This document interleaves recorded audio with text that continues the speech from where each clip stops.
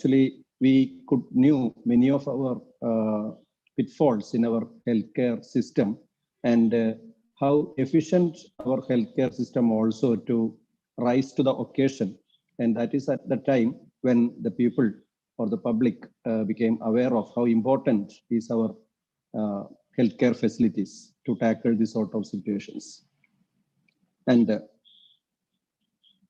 then we had one more case in Ernakulam, and then we had this COVID-19 infection, and our experience in fighting with Nipah really helped us in preventing COVID-19 to a significant extent. And we fought with COVID in the same manner, and we could actually crush the initial wave in Kerala. And if the COVID is something like Nipah, we could have completely controlled it, but the infectivity of COVID is much more than that. And now again, one more case of Nipah viral infection. And this time the index case itself could be diagnosed relatively early, thanks to, or I should congratulate the team in MIMS. Dr. Suresh EK is here, Dr. Smilu and their team. And because of that, most probably this could be the only case in this outbreak. And our COVID appropriate behavior also has helped in preventing further cases. And at the same time, we are getting a lot of criticism. And we know we are having a lot of cases of encephalitis. Many of them are undiagnosed. Some of them could be Nipah. We don't know. Some of the cases of ARDS we come across could be Nipah. So in this scenario, we are planning this CME, and we will be covering important topics like how to what are the clinical features, how is the lab diagnosis, and how to manage, and also how to prevent Nipah viral infection. And for this meeting, I would like to welcome our principal, Professor V.R. Rajendran, who is having immense experience in fighting with all these outbreaks, right from Nipah to COVID and again to Nipah. Welcome, Rajendran sir, for this meeting. And I would like to welcome Dr. Ajit Kumar VT, Professor and HOD Pediatrics, who really proactively take initiative to organize this sort of CME. So welcome, Dr. Ajit, to this meeting. And also today's speakers, Professor Bina Philomena, HOD Microbiology. Madam is having experience right from the 2018 Nipah and now the COVID and again. And very fast she could arrange the lab facilities for Nipah this time. Welcome, Bina Madam, to this meeting. And Dr. Priya, we all know in the 2018 Nipah outbreak has taken a lot of effort to trace the contacts and a lot of effort to identify the contacts, isolation, and all these things. Welcome, Dr. Priya, for this meeting. And also two of the young, energetic faculty of pediatrics, Dr. Priya and Dr. Shami. I welcome them to this meeting. And also Dr. Ajay, Secretary IAP Calicut Branch, Dr. Sabik, and I could see a lot of the faculty of pediatrics and also members of IAP, and also many other are attending this meeting from various other fields. I would like to welcome all to this gathering, and I invite Dr. Ajit. HOD Pediatrics. Ajit. Yeah, thank you, Mohandas.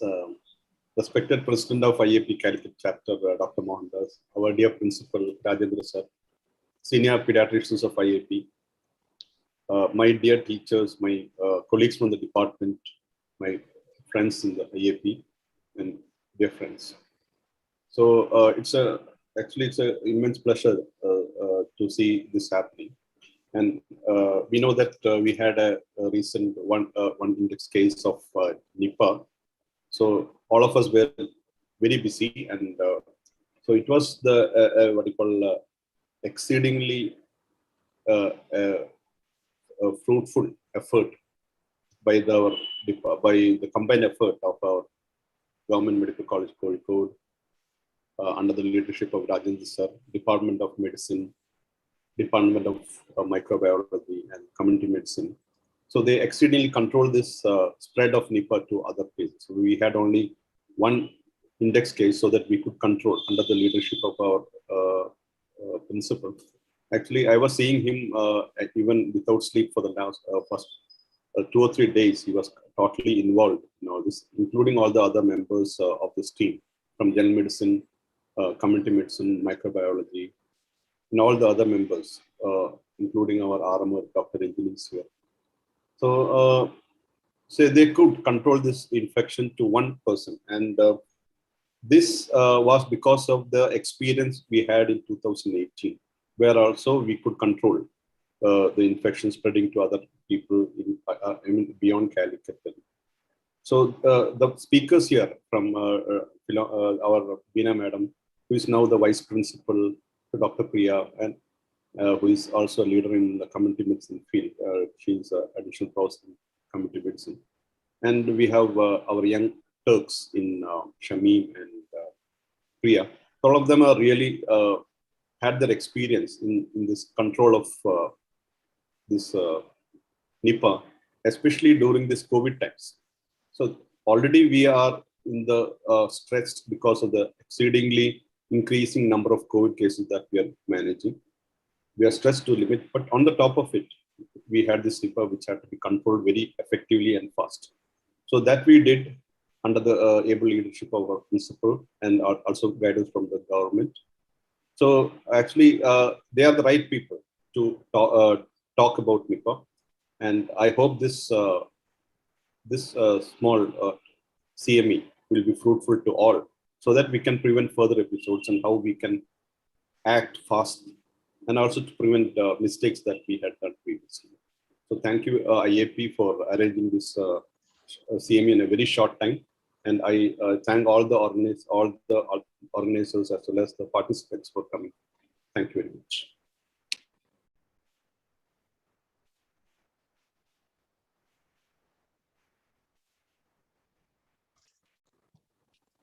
Ajay, can we start? Rajendra sir, can I invite Rajendra sir to say a few words, sir, if you are. Hello. Yeah. Ajit. Yes. Good evening, everyone. I think this may be the first CME or the updates regarding the Nipah in this stage. I think this case was brought to our institution, and because of various problems was taken to the private institution. And as everybody said, the first Nipah incident happened in Calicut, and also we managed a lot of cases at the Calicut Medical College assets. And the second was at the Ernakulam, and then again, this is the second wave in the Calicut assets. The one thing I want to say is symptom of the patient, always we have to have the proper history and the other things like the investigation.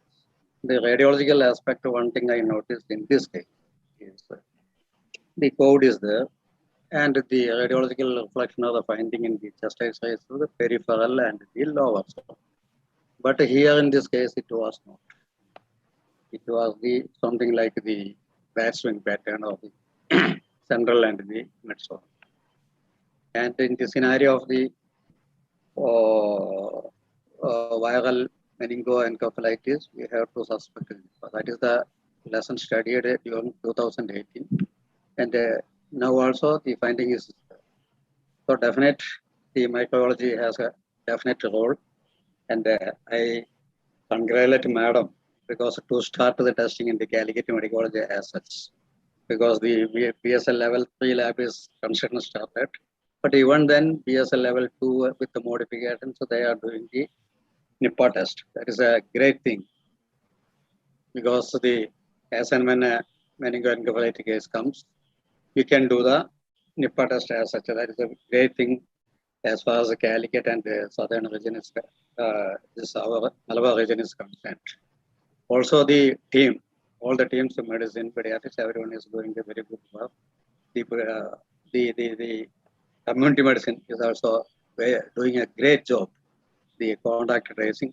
Today, only by today, we come to the conclusion of how much is the high risk and how much is the low risk. That is only by their effort that we came to the conclusion that how many health workers and the other persons are affected and who are the high risk and the low risk, like that. Anyway, the CME arranged by the Department of Pediatrics in Medical College and IAP, Dr. Mohandas, Ajit, Ashraf, and everyone is here, and with their leadership. This is also important because the enrich the knowledge of the Nipah during this period. And I think definitely this will be helpful even to me also. That's why I decided to join with you in this CME program as such. And the CME is the best way. So the discussion is the best way to improve our standard also. And I wish all the success for this program. Okay, thank you. Thank you. Thank you, sir. Mohandas? Thank you, sir. Hello. Thank you, Rajesh. Ajit, like We can directly go to the talks. Sir, Bina ma'am, you can share the slide. Bina madam. Yeah.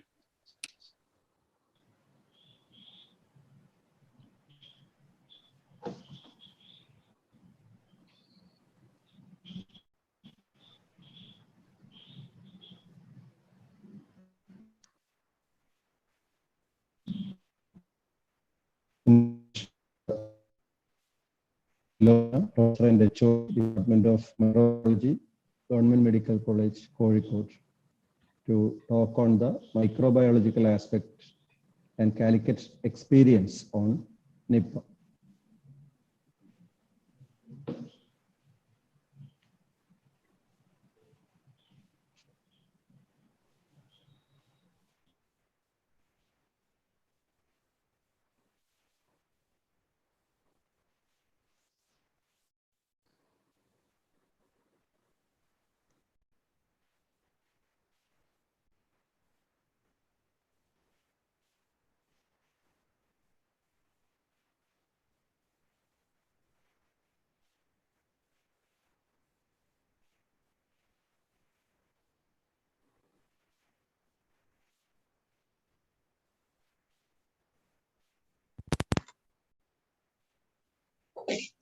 Am I audible? Yes, ma'am, you're audible, ma'am. Yes, madam, audible. Okay, okay.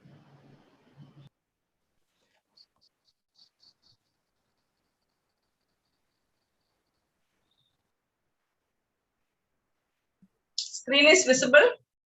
Yes, ma'am, visible, ma'am. Okay. So thank you, Dr. Ajit, Dr. Mohandas, Dr. Ashraf, and IAP for giving me this opportunity. Thank you, Rajendran sir, for those nice words. So I think I will stress on some of the important microbiological aspects. Now we have learned a lot on Nipah. We have read a lot on Nipah in 2018 because we have had a catastrophic Nipah outbreak in 2018. And but it is very important that we have to update these things. And so some important points I wish to share with you.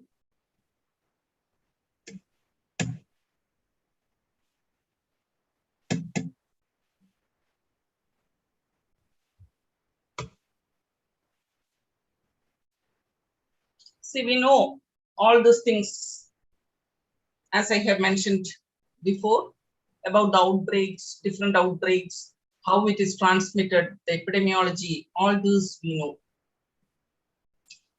So Nipah virus, it belongs to the Paramyxoviridae family, that is microbiology, in the genus Henipaviruses. And that is Paramyxoviridae, it includes the mumps virus and these Henipaviruses. Under Henipaviruses comes the Nipah virus as well as the Hendra virus. Now both these cause almost similar infection, but the Hendra viruses, they cause infection. They are actually non-pathogenic in horses, and in human beings also they have caused some infection.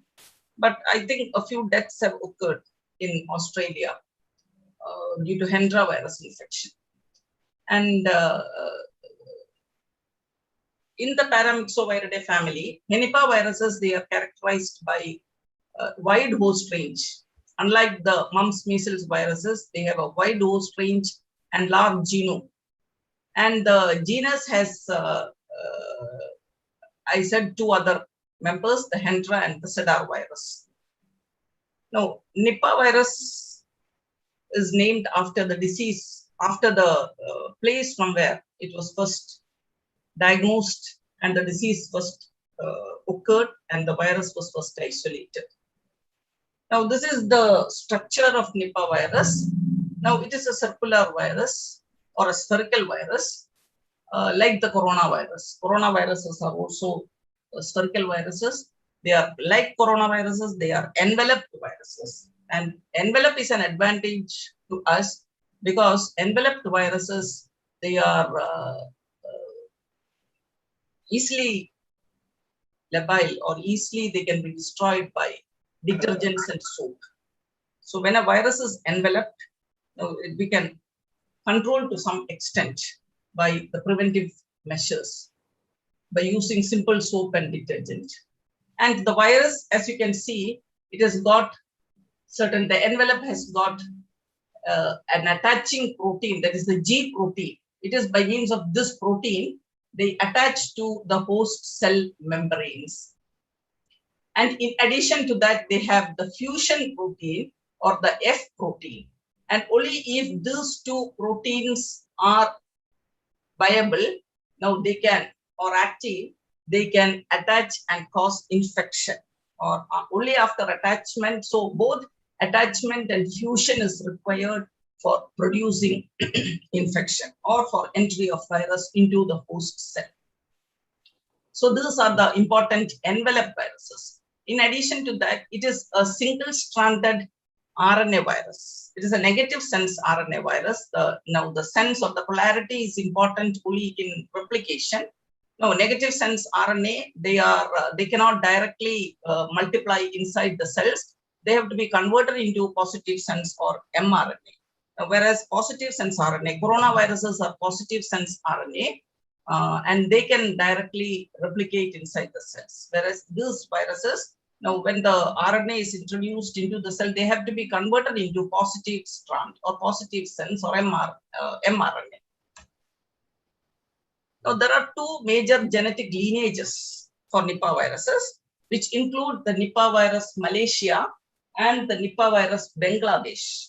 Now, Nipah virus Bangladesh was associated with the increased oral shedding than Nipah virus Malaysia, and they have higher levels of virus replication in the respiratory tract.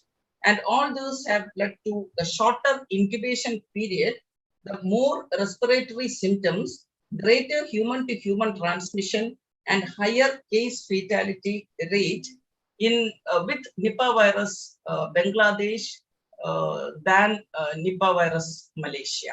So Bangladesh and India, they are similar. About the environmental viability of the virus, or the stability of the virus, they are stable between pH 4 to 10. And that is why they can survive in urine, that is the bat urine and other secretions of fruit bats, and also in contaminated fruit juices for some time. But as I said, they are readily inactivated by soaps, detergents, lipid solvents like alcohol and ether, and also many other disinfectants. And they are usually inactivated at 60 degrees for 60 minutes, or at 100 degrees in few minutes, they are inactivated. And sodium hypochlorite is a very good disinfectant that can be used even for disinfecting the contaminated pig farms. This sodium hypochlorite has been used. Now, something about the epidemiology in short. We know the natural host of Nipah viruses are fruit bats of the family Pteropodidae. And there are about more than 60 species of bats in the genus Pteropus. These are commonly known as flying foxes, and they are not insectivorous. Now, they feed on or eat plant products like pollen, fruits, etc. And these bats, they can travel long distances, and certain species, it is said, can travel even up to 600 kilometers. And the species in India and Bangladesh are Pteropus giganteus. Now, this is the Nipah virus belt. You can see the migratory Pteropus bats are distributed from the West Indian Ocean islands of Mauritius, Madagascar, Comoros, Pakistan, Southeast Asia, Philippines, Indonesia, the Pacific Islands, and Australia. And the geographic distribution of Nipah viruses also overlaps. You can see here the Australia, the distribution of this Hentra virus, all the Nipah viruses, they overlaps with the this Pteropus bats, that is the migration of the flying range of the Pteropus bats. And now those are the confirmed places where Nipah virus infection has been, outbreaks have been confirmed: Malaysia, Singapore, Bangladesh, and India. And likely Nipah virus outbreaks are described in the Philippines also. And bats are simple reservoirs, and they shed the virus in all the secretions and excretions, and they are plenty or abundant in the birthing fluids. And it has been found that, and all the outbreaks, they have a seasonal pattern occurring during the months of December to May. 2018 outbreak, we saw it in this time only, that is in May, whereas this outbreak, it is occurred towards the end of August. Actually, December to May is the breeding season of bats, and this also coincides with the date palm sap harvesting season. That is the harvesting season of date palm sap. Now, that is a very important source of infection to human beings, this date palm sap. And Nipah virus is in Bangladesh, all the infections were due to ingestion of this contaminated date palm sap. Now, NIV is Nipah virus is highly contagious among pigs, and pigs can act as both intermediate as well as amplifier host. And from pigs, transmission can be either direct or indirect. And the present case that we have seen now, that must have occurred during a direct spillover from the bats onto some type of fruits or something, because only one person is identified or infected.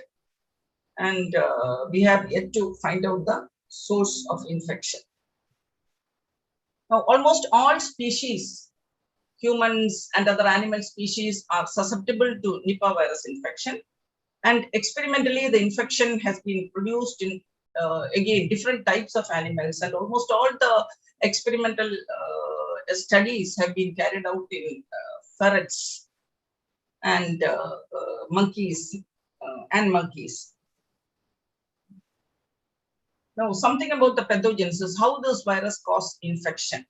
Now, they attach to the receptors, or the receptors for the virus is the Eprin B2 or B3. Now, they are the receptors. What are those receptors? Now, those receptors are certain conserved proteins that are present in many mammalian species, and they are expressed mainly, they are found abundantly in the endothelial cells as well as the neurons.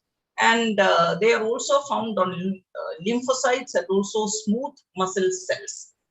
And efferent B2 receptors are not present, or the brain cells do not express efferent B2 receptors or proteins, and therefore efferent B3 is the receptor in brain for the virus attachment.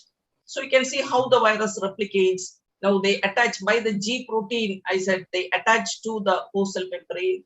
The F protein, the fusion protein, with the help of G and F protein, they attach and fuse with the host cell membrane, and the nucleus or the RNA is introduced along with the nucleocapsid is introduced into the host cell cytoplasm. And inside the host cell cytoplasm, because it is a negative sense RNA, it has to be converted into mRNA or a positive sense, and that is transcribed and translated to the various structural as well as the non-structural proteins that are essential for the progeny virus to be formed. And once the progeny virus or the infectious virus material is formed, the virus particle is formed, they come out from the host cell by a process known as budding. And it is during this process of budding, now they get or they acquire the envelope. You can see the virus gets enveloped during the process of budding from the cell. So this envelope is partly host cell origin and partly made of the virus proteins. And these proteins, they can attach cell-to-cell fusion of the cell-to-cell fusion can occur due to these viral proteins, and that is why syncytium formation occurs, or all the neighboring cells will fuse together. And that is the typical pathologic picture that is seen in or cytopathic effect that is seen with Nipah virus infection. Now, there is marked vasculitis with endothelial damage, cellular lysis in the arterioles, venules, and capillaries of various organs, and extensive involvement of blood vessels of CNS, lung, heart, and kidneys. And as I said, the key histopathological finding is the presence of syncytial multinucleated endothelial cells. Now, about the laboratory diagnosis. Now, the diagnosis in the early stage of illness is by virus isolation and RT-PCR, which is the gold standard in diagnosing Nipah virus infection.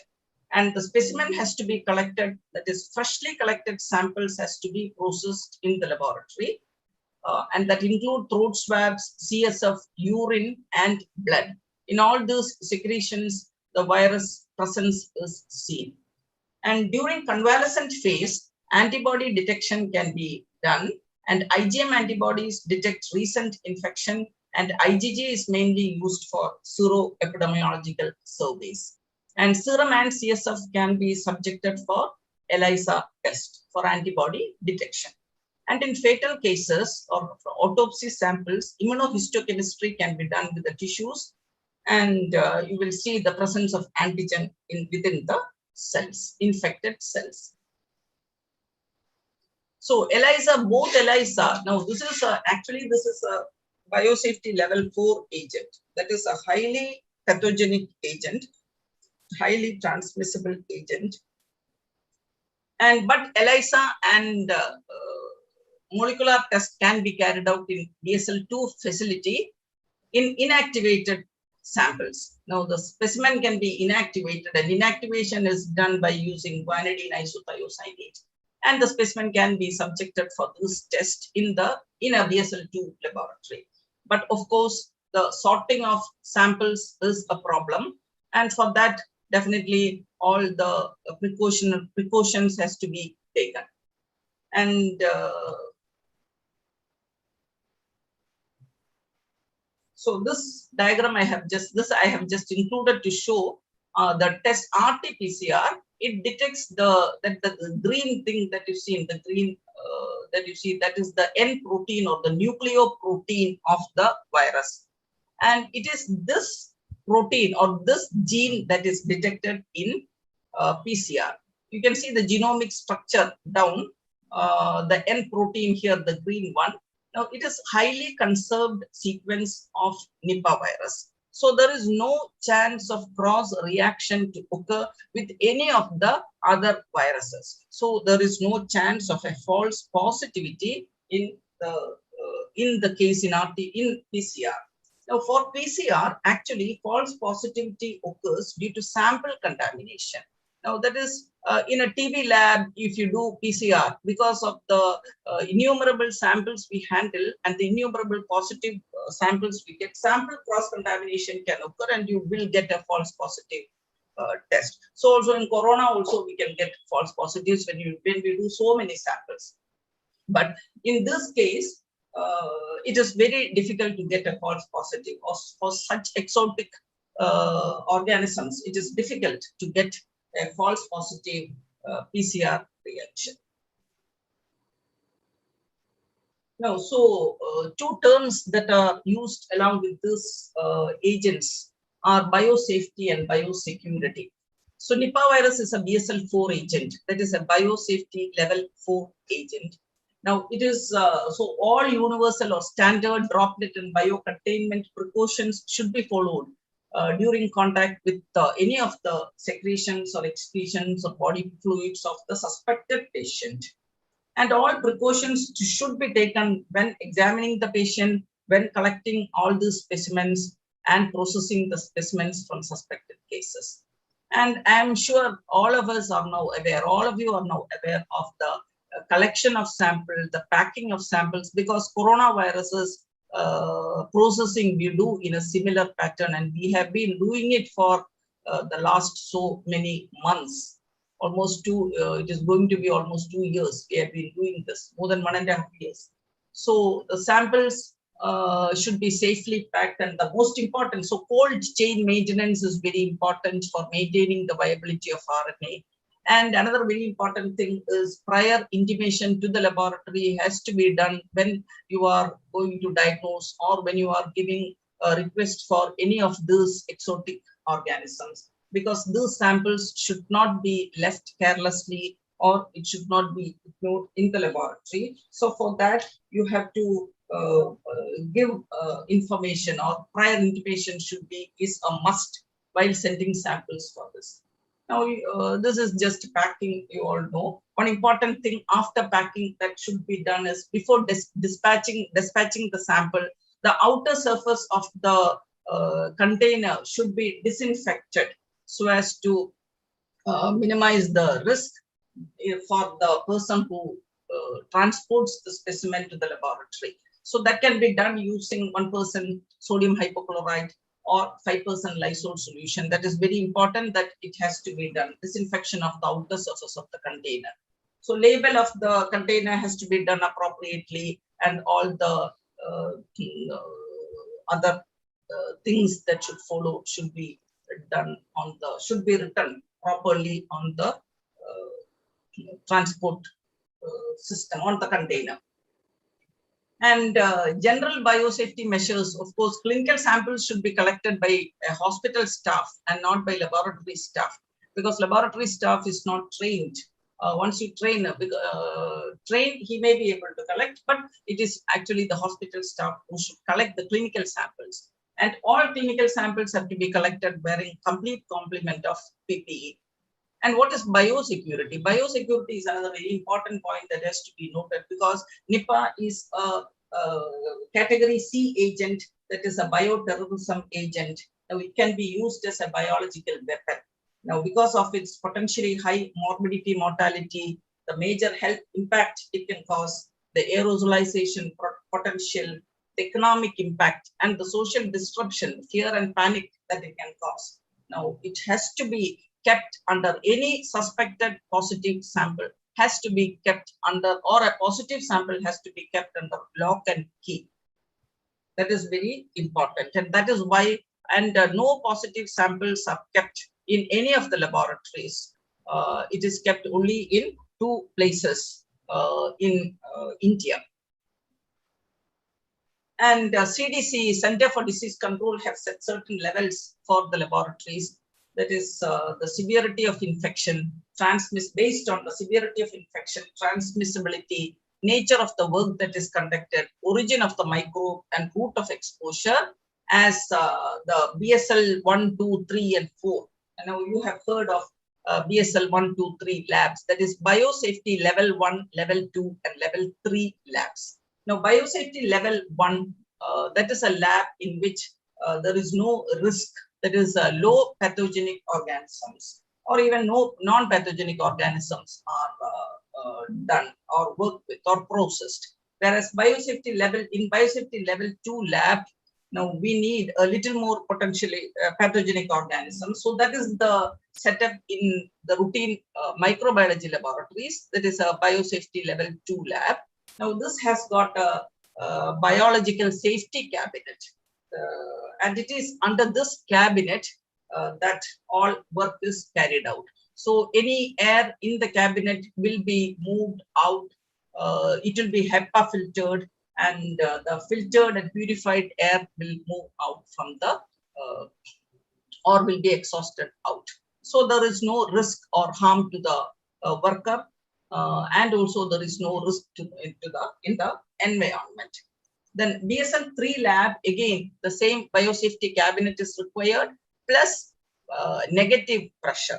Negative pressure is a requirement in BSL 3 lab, and that is to work with more transmissible agents. One example is Mycobacterium tuberculosis. You need a BSL 3 lab for doing cultures of Mycobacterium tuberculosis. And we have a BSL 3 lab for TB lab. And here, because of this negative pressure, no air is made to move out from the laboratory, and so the environment is safe. And inside the laboratory also, there are ducts by means of which the air will circulate, and 2 or 3 HEPA filters. After HEPA filtration, now this will be exhausted out. So both the worker as well as the environment is again safe here. So such containment measures are taken during working with such organisms. And this is the biosafety level 2 lab where we work in the biological safety cabinet. Now this is a BSL 4 lab. Here you can see. Now, the BSL 2 lab can be made into a BSL 4 lab by BSL 3, that is, or a BSL 2 plus. But as Rajendran sir correctly pointed out, that we are able to do the work because of that with the PRP respirators, where the air supply inside the mask creates a positive pressure that is within the breathing zone, and that prevents the ambient air from entering even in case of a leak or a splash. So that is used in our laboratory. So there is no risk while dealing with the samples. And this is a biosafety level 4. Here everything, the dress or the gown and the mask, everything is under positive pressure, and they seem to be as if in a space that is.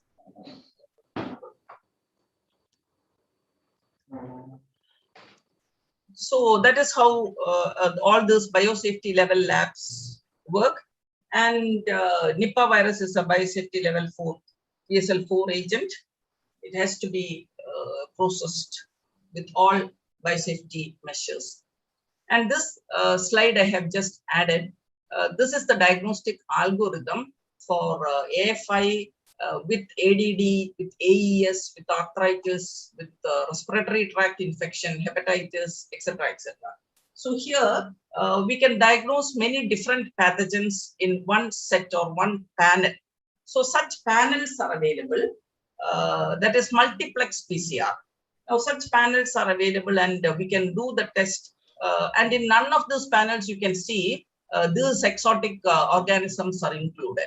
So Nipah, Ebola, and such viruses are not included in this panel. So when an encephalitis is suspected, now this RT-PCR or PCR can be done for HSV 1 and 2, varicella zoster, enteroviruses, mumps, then the various bacteria, Streptococcus pneumoniae, Neisseria meningitis, DIS, and Haemophilus influenzae. And also, so this does not include the other organisms like Nipah. So for doing Nipah, once those are excluded, we have to send the sample to NIV for other exotic organisms.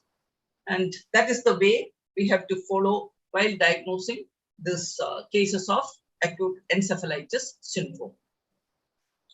Now, this is our request form in our from our where everything has to be filled properly, adequately filled. All the details should be there. And this is the room, the lab. That is the part of the lab. 2 rooms. Just they have the RNA extraction room and the PCR room. That was set up in one day. Now, because everything was ready, the lab was ready. Now, the lab actually that was working in IMCH has been shifted to near to our lab, that is near to the animal house, in the position of the animal house occupied previously. So that lab was set up. Our VRDL staff, they worked hard for it, for setting up this lab. And NIV people had also come both from Pune and Alleppey, along with reagents. They had come with reagents. They had come with for the POC test, that is the point of care test. TrueNat is done as the point of care test. As the chips are not validated, now it is under validation. So confirmatory RT-PCR has to be done. So after primary test or the POC test, PCR has to be done for confirmation. So that is how it is processed now. The samples are processed now. And in the BSL-2 plus lab that we are having now, the samples, all the asymptomatic samples, that is epidemiologically linked asymptomatic samples are tested, whereas the epidemiologically linked asymptomatic samples and epidemiologically unlinked symptomatic samples are also tested in the lab at present. Now, whereas all epidemiologically linked symptomatic samples are directly sent to NIV, and the transport, the shipment is very precise and accurate, that and everything is updated every hour, so that when the samples is received in NIV, we know that it has reached there and the results are obtained within 12 hours.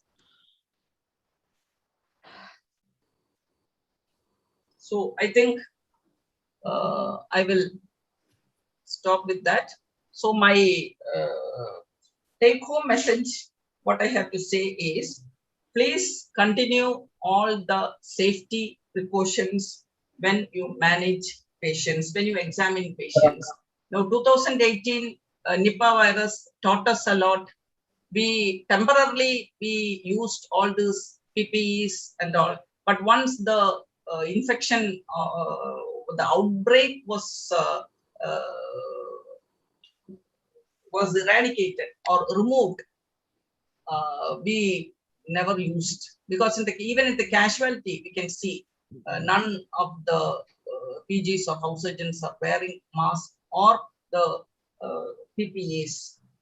The essential PPEs they have to use in casualty, and also whenever we work. And this corona definitely has taught us a lesson. I don't think we will be able to go back. We will be able to take away our mask. And so please continue with mask whenever you examine patients. Thank you.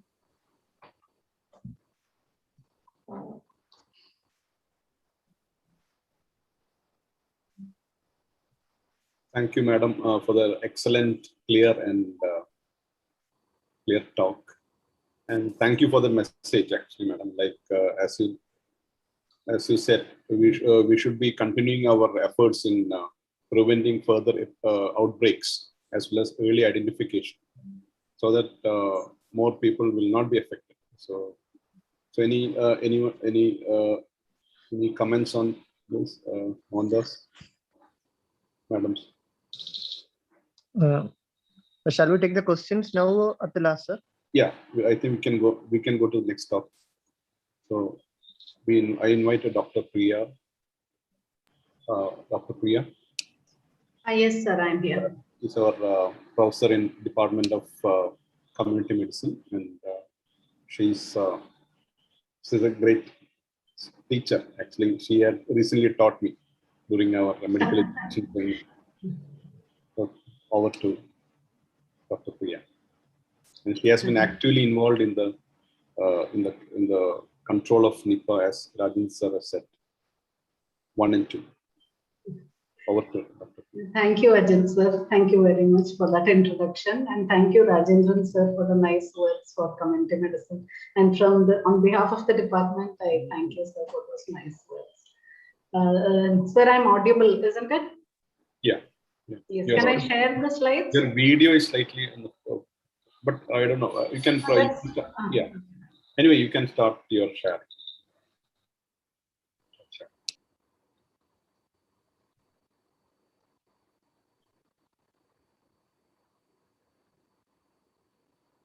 Is the screen visible now? Yeah, it's visible.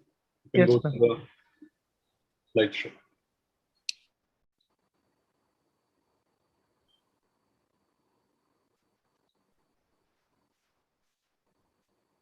Yes. And now that it is visible, full slide is visible. Yeah. Yeah. So my topic, which has been allotted to me, is Nipah prevention and control strategies. And I'm sure many of us are already familiar with the strategies. So it will be right. I might be dealing it like what can be done if a positive case is detected in our institution, and what is the way forward after that. So this will be the outline of my presentation. And yes, so that was the headline which greeted us on Sunday, last Sunday. And like Veena Madam was saying, it really woke us from our sleep slumber, because the 2018 epidemic is still fresh in the minds of all of us, where our institution was really put to test to control the epidemic during that year. So like Veena Madam pointed out, it is an emerging zoonosis. Nipah is an emerging zoonosis, and typically it occurs in small clusters, but isolated cases can also be seen, as we have seen in Ernakulam last year in 2019. And most probably we are hoping that even this episode might be an isolated case. Let us hope it is an isolated case and no fresh cases are reported. And the mortality, the thing of concern in Nipah virus is the mortality, which is very high, more than 50%. And even the WHO has listed Nipah virus as one of the 16 priority pathogens for research because of its potential to trigger an epidemic. Another area of concern regarding Nipah virus is the high rate of mutation in the virus. So from Veena Madam's presentation, we have already seen that there are so many clades of the virus. You have got the Malaysian strain, and then you've got the Bangladesh strain, and the Indian strain, which is again slightly different, very, very similar to the Bangladesh strain, but again, it is a bit different from the Bangladesh strain. So a high rate of mutation is associated with this Nipah virus.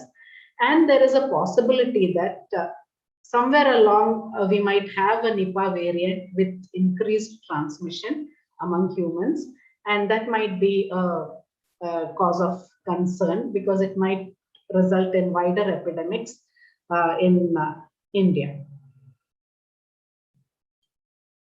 Now, this slide Veena Madam has already shown, so I'm not going into this slide. So these are the outbreaks which have occurred all over the world of Nipah. And of course, the first outbreak was detected in 1998 in Malaysia. And like Madam said, it was associated with infected pigs who had consumed fruits which were contaminated with the bat saliva. Then all the outbreaks after that are small outbreaks, small cluster infections which are occurring. But one thing which is common among all these outbreaks is the high mortality rate which is associated with the infections. And India saw its first outbreak in 2001. And thereafter, 2007 was the second outbreak. And in this 2007 outbreak, for the first time, human-to-human transmission was documented in India. Now, these are the infections in Kerala. In May 2018, we had a small cluster of 23 cases and the case fatality of 87%, which is a very high case fatality rate when you compare with the Bangladesh outbreaks. And in June 2019, we saw one case in Ernakulam, and luckily that boy survived. And September now, this current outbreak, currently one case, and we hope that that was the only case and no further transmission has taken place. Now, these are the transmission routes that also Madam has specified. What I want to stress over here is that one thing which is occurring is it is jumping species. The Nipah virus is jumping species. So a whole range of host species are susceptible to virus infection. In fact, in pigs, it was transmitted very well, and pig-to-pig transmission was occurring very, very efficiently when the outbreak occurred in Malaysia. Horse is another host for the virus, and transmission from horse occurs to human beings when they have very close contact with the horse, and also consumption of meat has also been associated with transmission of the virus. As far as India is concerned, in West Bengal and Bangladesh, one custom which is associated with the transmission is consumption of this date palm syrup or date palm sap. And like that season of the date palm harvesting coincides with the outbreaks which have occurred. Now, this current outbreak of the one case which has occurred in Calicut it falls outside that season. So the usual season we say is December to May or June, and now this has occurred in September, which is outside that usual seasonal pattern which is associated with the Nipah virus infection. So we really need to think along what has caused this outbreak in this off-season time. And maybe the bats are stressed, and we know it is during the stress that the virus is excreted more. What caused that stress? Is it some environmental modification which has occurred, which caused it to be stressed and secrete the virus more in its secretions? We do not know. We have to investigate that further. Now, person-to-person spread is a more recent occurrence, which was documented for the first time in 2008 in India. And consequently, in our 2018 epidemic also, person-to-person spread was documented. Now, the thing with the Nipah viruses is it is not a very efficient virus for person-to-person transmission. And that is the main reason why the clusters or epidemics which are occurring are confined to small clusters. But once this person-to-person transmission becomes more efficient, like it has become in case of COVID-19, very efficient transmission is taking place human to human. That is why we are seeing it as a pandemic. Now, in case of Nipah virus, if due to some mutation this in the virus, the human to human transmission becomes more efficient, because this particular virus belongs to the Paramyxoviridae, which belong the mumps measles virus, which is again transmitted very efficiently among humans. So once some sort of a mutation occurs which makes it more transmissible among humans, then we might have a large scale epidemic. So moving on to the control strategies. The first thing we have to do when a case of Nipah has been diagnosed in the facility, in our facility, is we have to identify the buffer zone. Now, the buffer zone is something a term which is used in zoonotic diseases, and this map we have obtained from the Department of Animal Husbandry, and they use the map or app. There is an app called the Bhumika app, which they use to define these buffer zones. The main application of the app is to identify diseased animals, but identification of the buffer zone can also be done using the map. And they delineated this 3-kilometer buffer zone around the epicenter of the case of Nipah, which was diagnosed in September in Kozhikode, and a 3-kilometer delineation of from the epicenter was done. So now we know the wards which are falling within this 3-kilometer zone, and these are the wards where the containment measures and all other containment activities have to be concentrated as far as Nipah containment is concerned. So that is the use of this buffer zone. And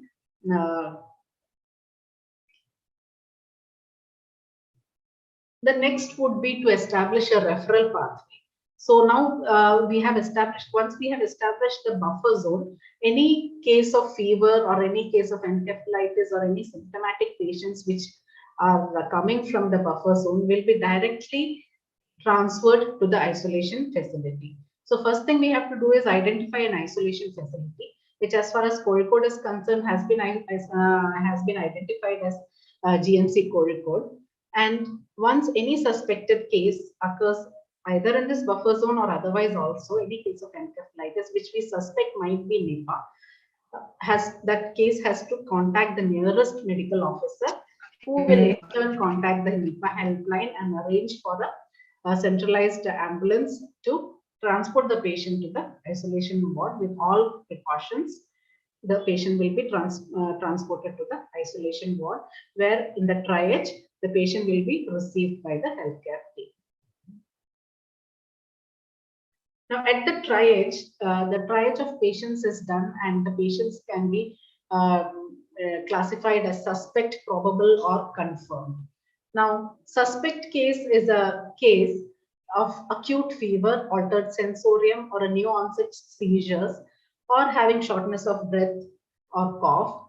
And this case should have an epidemiological link, either to the positive case, or may have a history of drinking raw date palm, or this case might come from the endemic area. So some epidemiological link should be there. Only then we classify it as a suspect case. A probable case is the case which conforms to all the things which we mentioned in the suspect, plus the case might have died without lab confirming the disease. That is what occurred in the 2008 epidemic, where the primary case as well as the index case, we classified them as a probable Nipah case because lab confirmation was not possible in the primary case. So the primary case was classified as a probable case. And a confirmed case, of course, with all the symptoms which was mentioned above, plus the positive PCR or a IgM antibody by ELISA. If it is positive, it is considered as a confirmed case. So for all these cases, even if it is a suspect, probable, or confirmed, admission to the isolation area is done. Now, once the patient is admitted to the isolation area, of course, the management and investigations, of course, will be taken care of by the medical team. Now, the hospital serve as one area where transmission can occur person to person, especially from the patient to the caregiver, or from patient to another patient, or from a patient to the healthcare provider. And this has been documented in the Bangladesh outbreak, as well as the Indian outbreak, which occurred in 2008, and our own outbreak in 2018, where 4 caregivers, 6 inpatients, 9 visitors, and 4 healthcare workers were infected, all within the hospital. So even the household contacts of the patient were most probably infected inside the hospital itself, because the household contacts which were at home were not infected. So most probably in case of Nipah, many of the things are still hazy regarding the transmission, etc., regarding when the transmission is occurring. But from our experience of the 2018 outbreak, we can say that the transmission occurs only once the symptoms have started to occur in the patient, and most probably when the peak of the symptoms is occurring. And when the respiratory symptoms are maximum, and when shortness of breath and difficulty of respiration is at its peak, that is when transmission is also at its peak. That is why probably the transmission occurred so efficiently in the 2018 outbreak inside the hospital. So for controlling the spread of infection in the hospitals, of course, the strengthening of infection control practices. So the standard precautions for healthcare workers has to be put in place, and all the precautions for disinfecting the areas using adequate disinfectants like sodium hypochlorite is one agent which can be used very efficiently for disinfecting floors and surfaces. One thing which we need to address in our setting as well as all over India is overcrowding in hospitals. So restricting visitors to the hospitals, like we saw in 2018 outbreak, visitors were the ones which were mainly affected. So restricting visitors in the hospital would be one strategy which we have to concentrate on, and avoid overcrowding in hospitals and maintaining distance in hospital and following standard precautions while handling patients or while examining patients in the hospital. Now, these things, infection control practices are here to stay. We cannot expect it to go away once the COVID also reduces to some extent. I think we will have to follow the infection control practices and standard precautions for a long time in the future to avoid, because Nipah might not be the only thing which we are preventing by observing these infection control practices. Many other infections can also, nosocomial infections can also be prevented by using these measures. So inside the hospital, we have to segregate the Nipah patient. For that, ideally, we should have an isolation facility, individual rooms if possible. Cohorting of patients can also be done because all positive patients can be put together. So cohorting of positive patients can be done. Restrict the number of healthcare worker in the isolation area to restrict people who come in contact with a positive case, because we know healthcare workers are a resource which we cannot replace very easily. So we have to restrict the number of healthcare workers in the isolation area so that their contact with the positive cases also can be minimized. And there should be adequate distance between them. Barrier nursing should be practiced. Environmental cleaning and decontamination with adequate disinfectants like even bleach is a very good disinfectant, and sodium hypochlorite is a very good disinfectant. Even detergent is very efficient in killing the virus. Safe waste disposal is very, very essential, and handling of dead bodies should be done as per protocol. It has already been documented in Bangladesh that transmission can occur by contact with waste of Nipah, and also a dead body secretion transmission can occur. That is why handling of dead bodies and burial of incineration as per protocol is very, very essential in Nipah virus infection. Another thing which has to be done immediately is tracing of contacts. Primary contacts may be healthcare providers, they may be caregivers of the patient, they may be lab staff who have handled samples of the patient. Household members are primary contacts. Drivers who have transported the patients without adequate protective protection are also primary contacts. All these primary contacts are kept under surveillance for 21 days, and they are tested if they become symptomatic during this time period.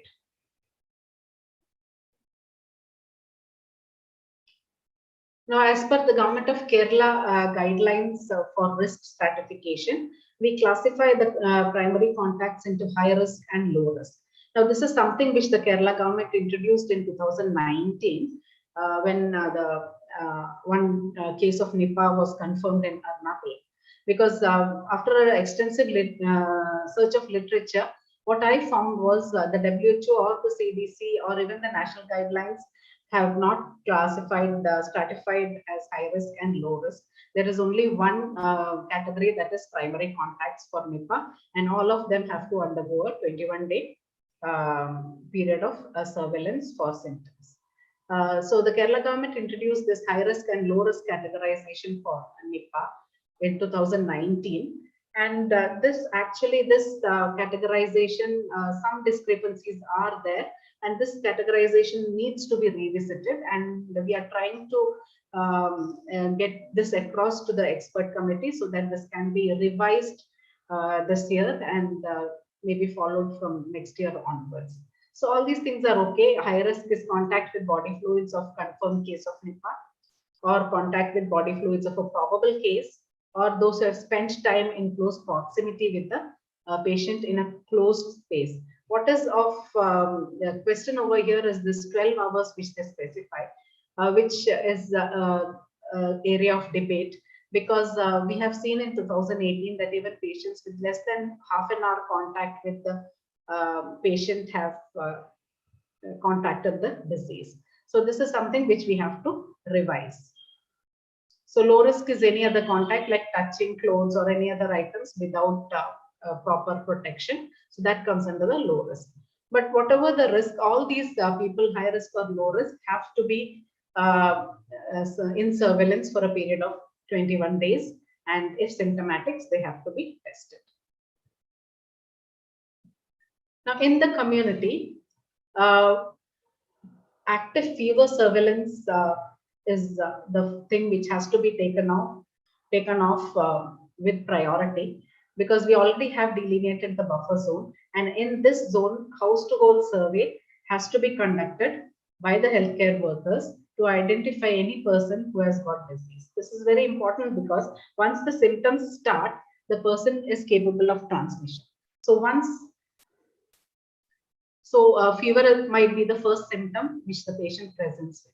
So active fever surveillance in the buffer zone is of very much importance, and it is an ongoing process till at least around 21 days are over. That is the maximum incubation period of the Nipah virus. Another thing which has to be done is outbreak investigation, which has to be done by the healthcare workers. They have to visit the epicenter of the case. In this case, we visited the area, the Chulur Panchayat, where the boy resided, the house of the boy who tested positive this year. And the purpose of the outbreak investigation is to find the source of infection, whether the person, this boy which has reported to us, is really the primary case, the first case or not. There might have been other cases which has been missed by the health system. So that is one purpose of finding the primary case. And second important purpose of the outbreak investigation is to identify any other source of infection, maybe a zoonotic source or an animal source or some other source of infection which is not yet confirmed. So in this case, the source still remains a mystery how he got it. We just have hypothesis how he might have contracted the infection.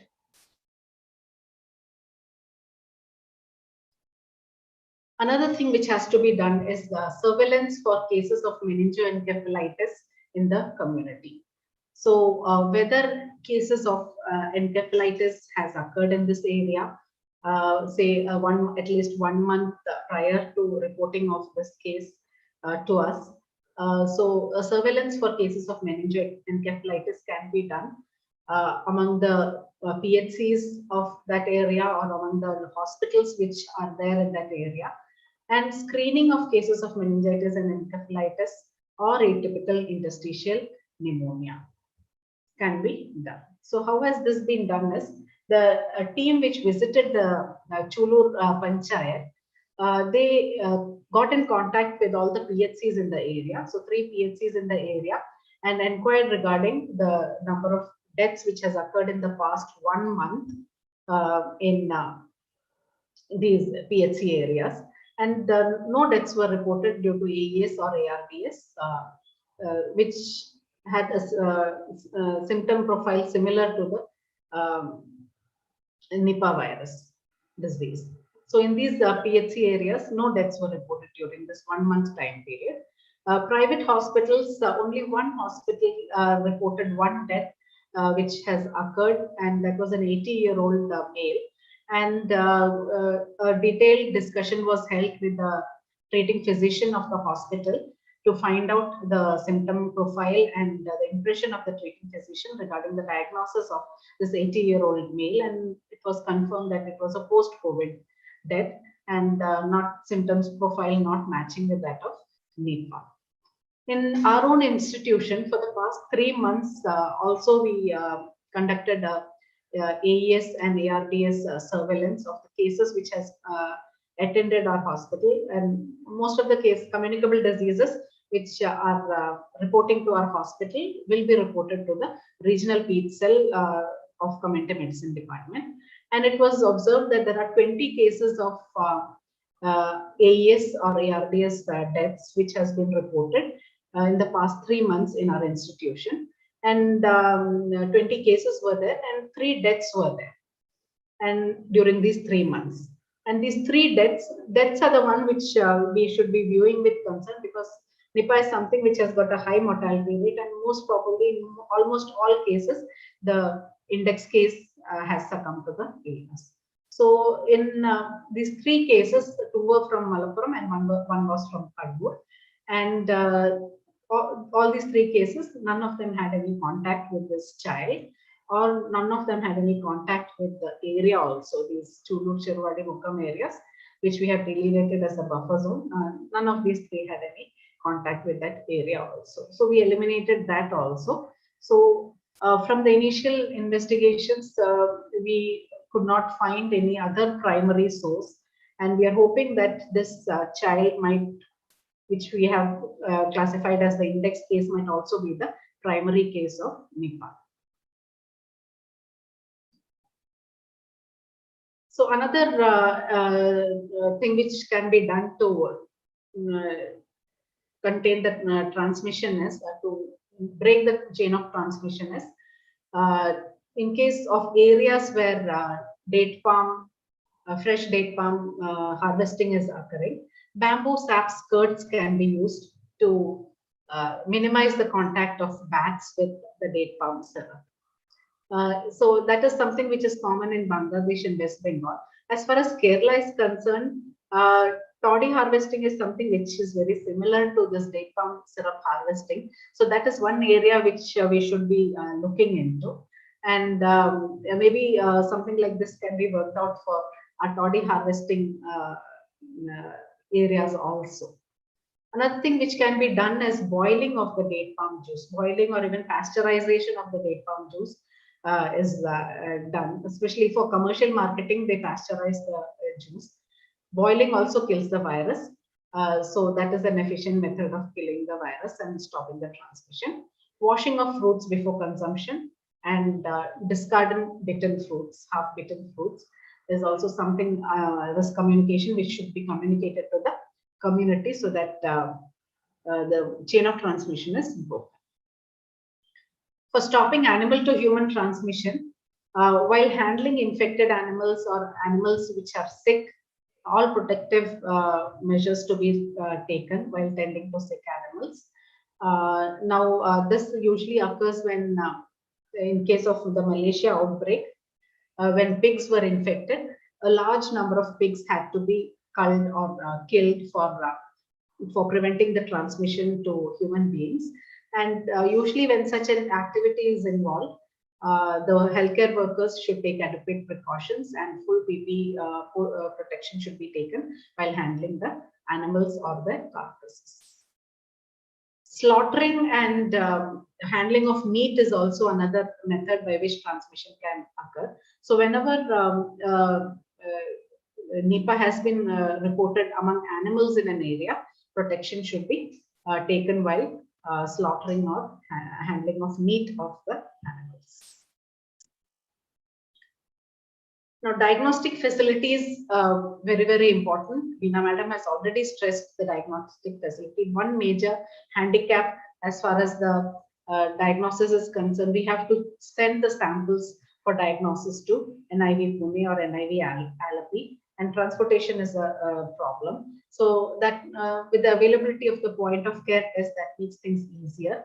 So now we have got the means to test the samples faster and more efficiently. So diagnostic facilities, if proper diagnostic facilities are available, early detection can be done and we can contain the epidemic at the early stage itself. So diagnostic facilities very, very essential. And treatment protocols has to be developed, and in 2018 itself, treatment protocol had been developed by our expert team. And these protocols were revised in 2019 and again now in 2021 it has been, and this is the latest treatment guidelines which are available by the government of Kerala. And I think the medicine faculty will be dealing with that in detail. Preparedness for future outbreaks, not only Nipah but other outbreaks of similar nature, is another thing of paramount importance, which it is high time we started thinking of. We need to have a dedicated isolation facility in every district for infectious disease in general, because every time an outbreak occurs, making makeshift isolation facilities is not the what is required. We need a dedicated isolation facility in each district, which can be utilized whenever an outbreak occurs. So infrastructure is very important. Now even these temporary isolation rooms are available with which has got a negative pressure ventilation, which can be set up very easily. Cost of course is a problem, but I think if proper initiative from the government is there, that can be also addressed. Zoonotic and environmental investigation is also very essential to contain the outbreak, because as we know, it is primarily a zoonosis and it can affect other animals also. So the NIV team is over here in the field and collecting samples from bats, and this is a picture of the bat trapping which they are performing at the area, in the affected area. Bat trapping is usually done using this net, which you can see over here. And the net is set at night when the bats usually go for foraging. And at the roosting sites, it is usually put in the roosting sites. And when the bats come back early in the morning, they get trapped in the nets. And samples from the bats are taken, and then the bats are released back into the environment. So zoonotic and environmental investigation is very important. In fact, samples from bats which was taken in the 2018 outbreak, around 19% of the bat samples which were taken in 2018 tested positive for the Nipah virus. So that is why we could say with some amount of certainty that the spillover in 2018 could have occurred from bat to human. In surveillance of domestic animals is also very important, because the domestic animal is another host, and most of the time, most of the houses also have domestic animals around them. So in 2018 and even this year, samples from domestic animals has been collected from the Animal Husbandry Department, and they will be subjected to Nipah testing to see if any of them have got the NIV viruses. Now with COVID vaccination working so effectively, the question arises whether we can control Nipah with Nipah vaccination.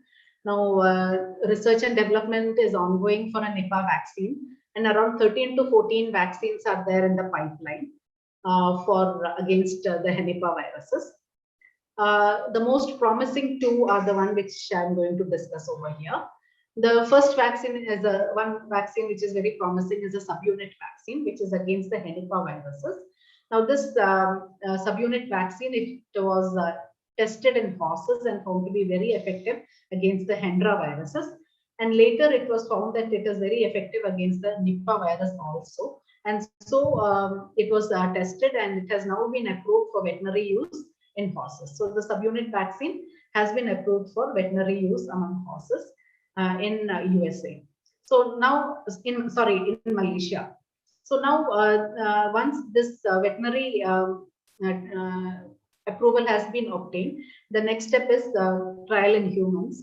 So the trial in humans, the phase 1 trials is ongoing. It started in 2020, and 2021 it will be over, and we hope that the results of the 2021 phase 1 trials will be out very soon, because according to the reports, they say that in October, the results of the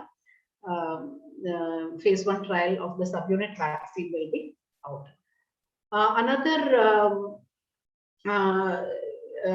vaccine, which the subunit vaccine has been tested on African green monkeys. The animal studies were over, and the single dose, it is a single dose vaccine which is tested on African green monkeys.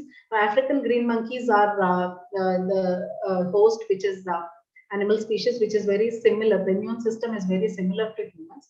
That is why it is a preferred animal for testing of vaccines as far as Nipah virus is concerned. So it is being tested on African green monkeys and found to be very effective even with a single dose. And very early on, the antibody starts appearing, and protection is obtained even after 7 days of inoculation of the vaccine. So a very early protection is obtained by the subunit vaccine, as seen in the African green monkeys. So we hope that the phase 1 trials also will be over very soon, and results of that will be available. Now, another vaccination is the viral vector vaccine. Just like the COVID vaccine, which is available with the Covishield vaccine, viral vectors have been used for the Nipah virus. And that viral vector vaccine also, animal studies are over and found to be effective. Human studies have not yet been initiated for that. So hopefully we will have a vaccine around the corner soon, hopefully before the next epidemic.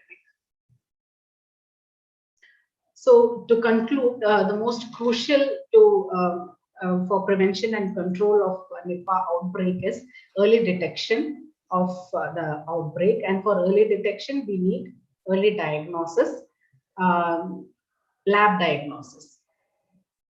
And surveillance, a very high index of suspicion is required while examining patients with acute encephalitis syndrome, keeping in mind the rapid progression of the illness and the rapid progression of the morbidity of the patient and the high mortality. Whenever we see a case which conforms to these definitions, we should always consider sending the samples for Nipah virus diagnosis. Infection control measures, how much ever you stress, it might not be enough. So always personal protection comes first as far as communicable diseases are concerned. And tracing of contacts and surveillance of contacts is another method to detect transmission early and isolating the patients early so that further transmission does not take place. And a One Health approach involving all sectors is also essential for controlling the transmission of the disease. So with that, I conclude my session. Thank you for the patient listening, and thank you for the opportunity. That's it, sir. Thank you, Dr. Priya, for the really excellent talk and also giving a clear pathway for control and prevention, also for future. And so questions, I think we'll take the questions later on. And now I invite Dr. Priya, who is our young faculty from department. Dr. Priya Sharavanan is assistant professor in the Department of Pediatrics, and she is also interested in primary immunodeficiency, just like Dr. Geeta MG. So she's also associated with the primary immunodeficiency clinic. So over to Priya. Thank you, sir. So first of all, I'd like to thank our HOD and the Department of Pediatrics and IAP Kozhikode for giving me this opportunity. Sir, shall I share my screen? Yeah, definitely.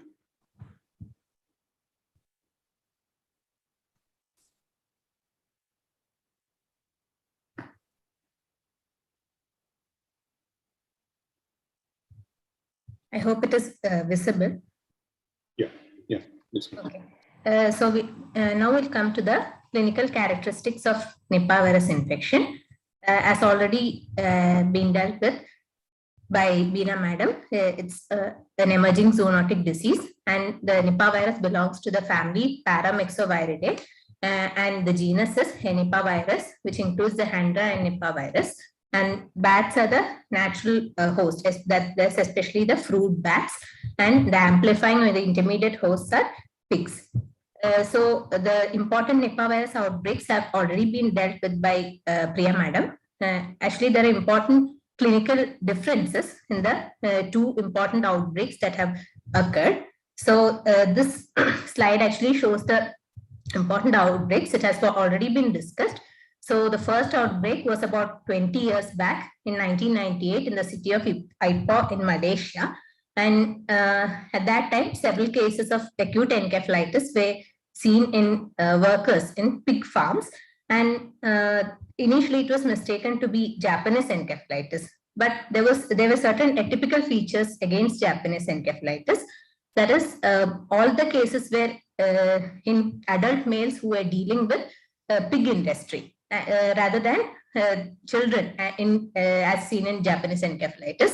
And some of them were even vaccinated against Japanese encephalitis, and even strict anti-fogging measures against mosquitoes did not, that is, it failed to control that attack. So another agent was suspected, and it was only in 1999 March that a virologist in Malay had actually discovered the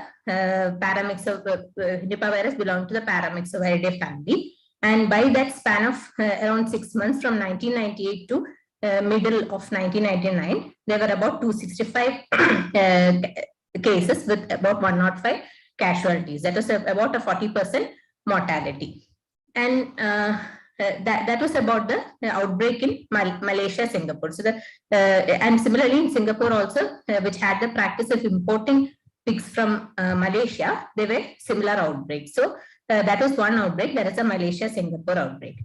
And then we have the India-Bangladesh outbreak. The first case reported in Bangladesh was in 2001. And since then, Bangladesh has been having almost annual reports of outbreaks since that period. And in India, the important outbreaks were in Siliguri and Nadia district of West Bengal, and our own 2018 outbreak of Calicut. And there are important clinical differences between the Malaysia-Singapore outbreak and the India-Bangladesh outbreak, which we'll be dealing with later. Okay, so now coming to the clinical features of Nipah virus infection in general. The incubation period of Nipah infection is between 4 to 21 days, with about 90% of the cases becoming symptomatic in less than 2 weeks. And in the Malaysian case series, about 8% of asymptomatic infection has been reported. But in India and Bangladesh, no such reports of asymptomatic cases are there. All the patients have been having some or the other form of symptoms. So patients usually present with a prodromal symptom consisting of fever, headache, myalgia, fatigue, vomiting, and in some patients, cough and breathing difficulty are present.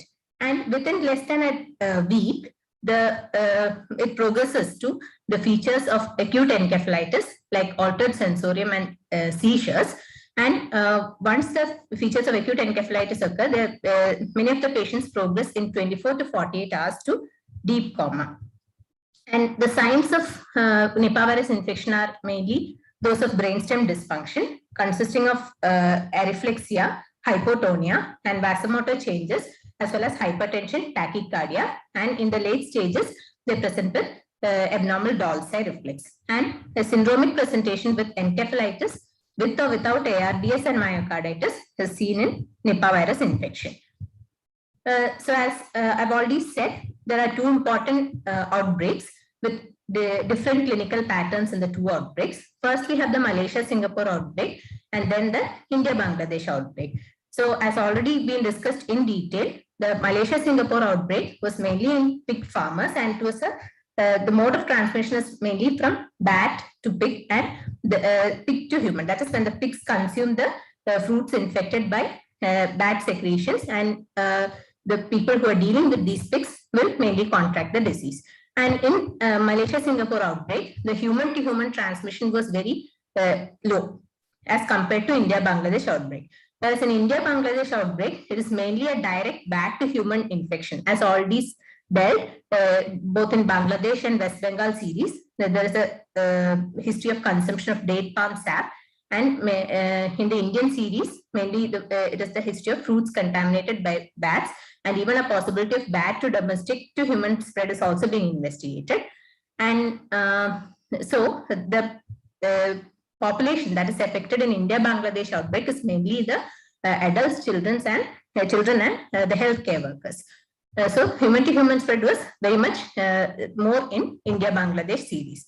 And as Bina Madam has already said, there are two important strains, that is the NIV-M strain and NIV-B strain, which have important differences. So the respiratory involvement is more in the India-Bangladesh series because of the difference in the strains. And cough and respiratory symptoms are seen more in the India-Bangladesh series.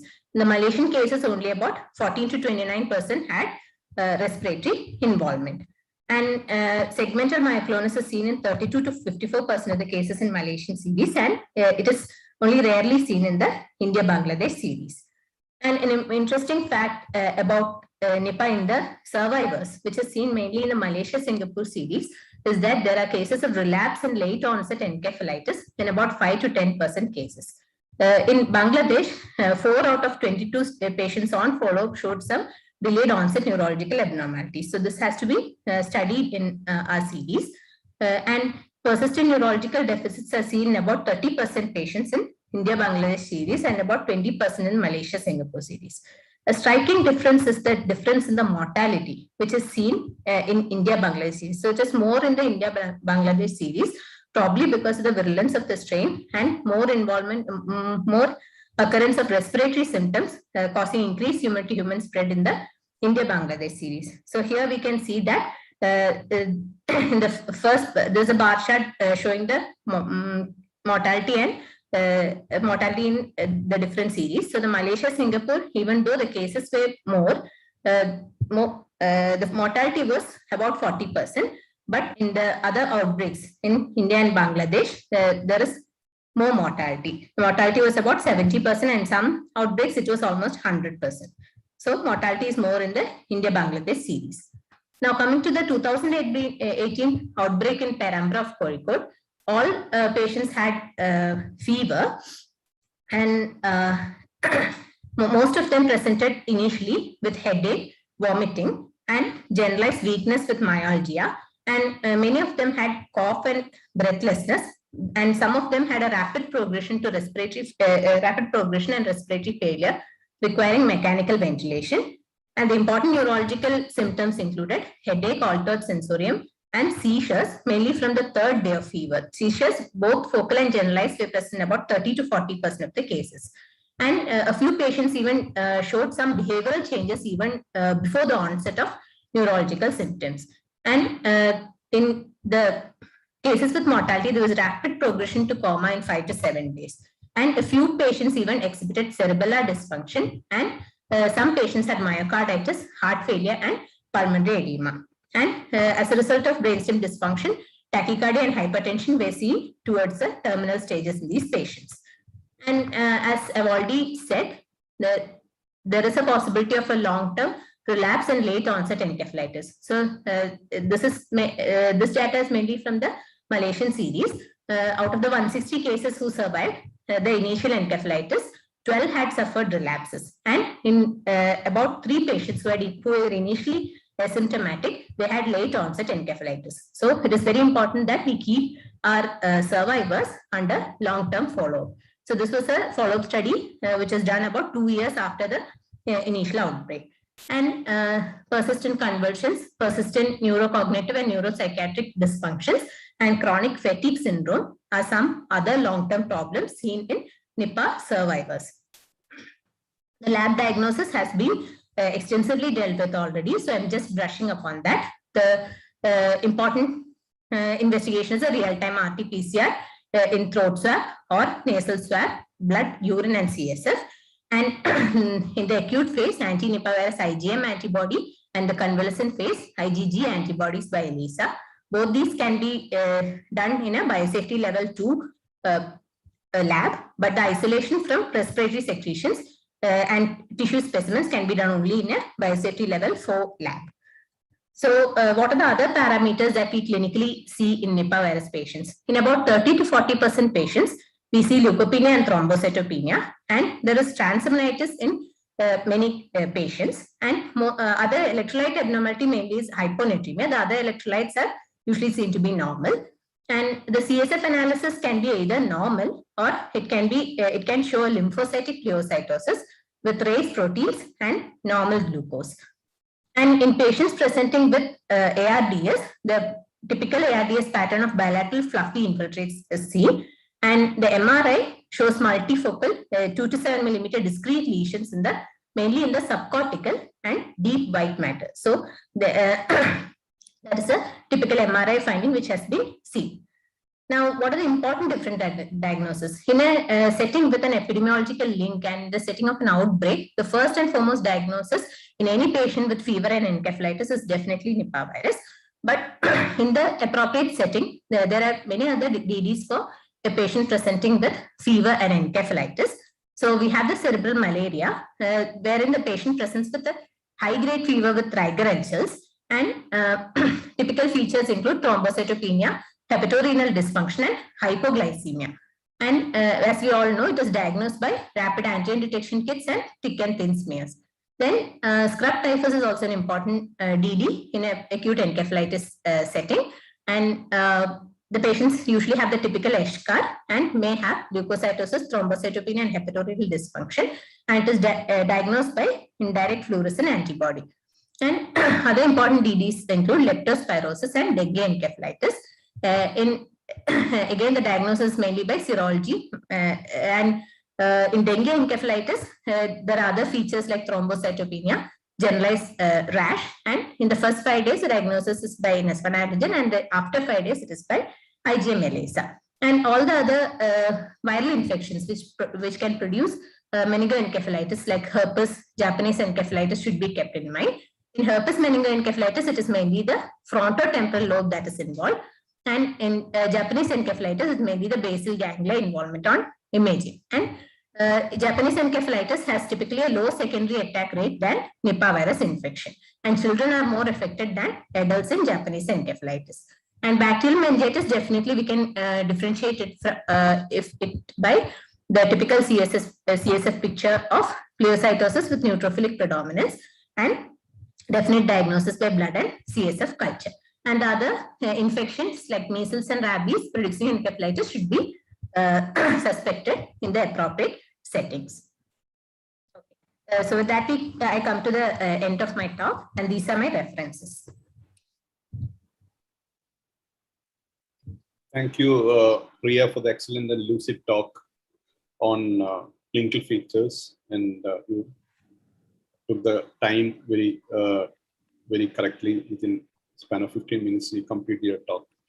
We'll straight away go to Dr. Shami, who is also our young assistant professor from the department, and he's interested in intensive care. He's a trainer in IAP, basic life support and advanced life support.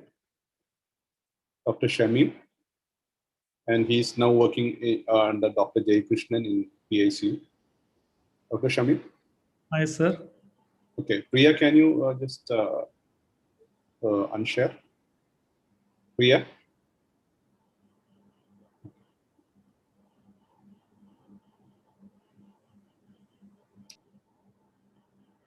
Can you share your slides, Shami?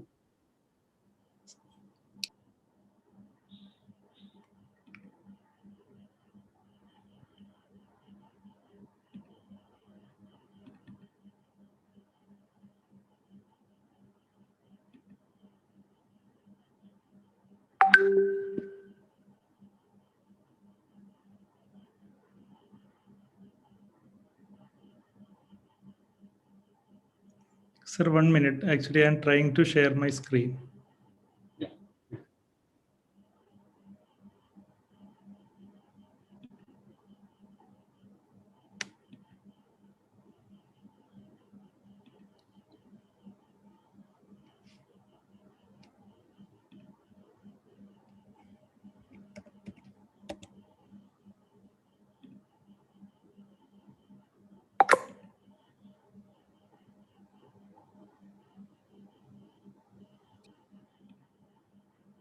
Any help needed, Shami? Sir, 1 minute, sir.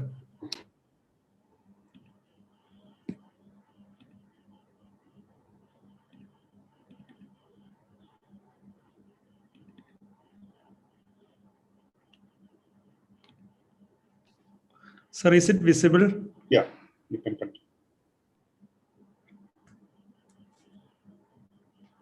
Respected teachers and my dear colleagues, first of all, I thank Ajit sir and also the team IAP for giving this opportunity. So the next 10 to 15 minutes, I will be discussing the management of the Nipah viral infection. The objectives of my talk include the general measures, supportive management, and drug treatment of the Nipah viral infection. The Nipah viral infection is different from the other viral infections because it carries a very high mortality rate. And there is no confirmed effective specific treatment available. So essentially, the treatment of Nipah viral infection include the infection control practices, active surveillance, triaging, isolation, and also the intensive supportive care. So each carries a very important, not only the support treatment, all other factors also very important in managing the Nipah viral infection. Now, the infection control practices, the standard infection control practices should be adhered thoroughly with the use of PPE and the hand washing. And also all the patients with a fever in the area should be immediately reported to the fever triage centers, and also the suspect should be sent to the isolation facility. And along with this, there should be a provision for the dedicated isolation facility for the confirmed and the suspected cases. And along with that, we should have an active surveillance. We are well known for our active surveillance in the 2018 outbreak. And we should do a active contact tracing and also early identification and also follow-up of the person at risk.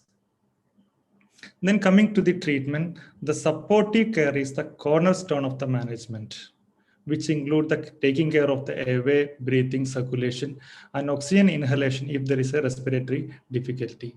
And in an unconscious patient, the care of the unconscious patient should be instituted, like change of posture, care of eyes, bladder, and bowel and mouth care should be instituted.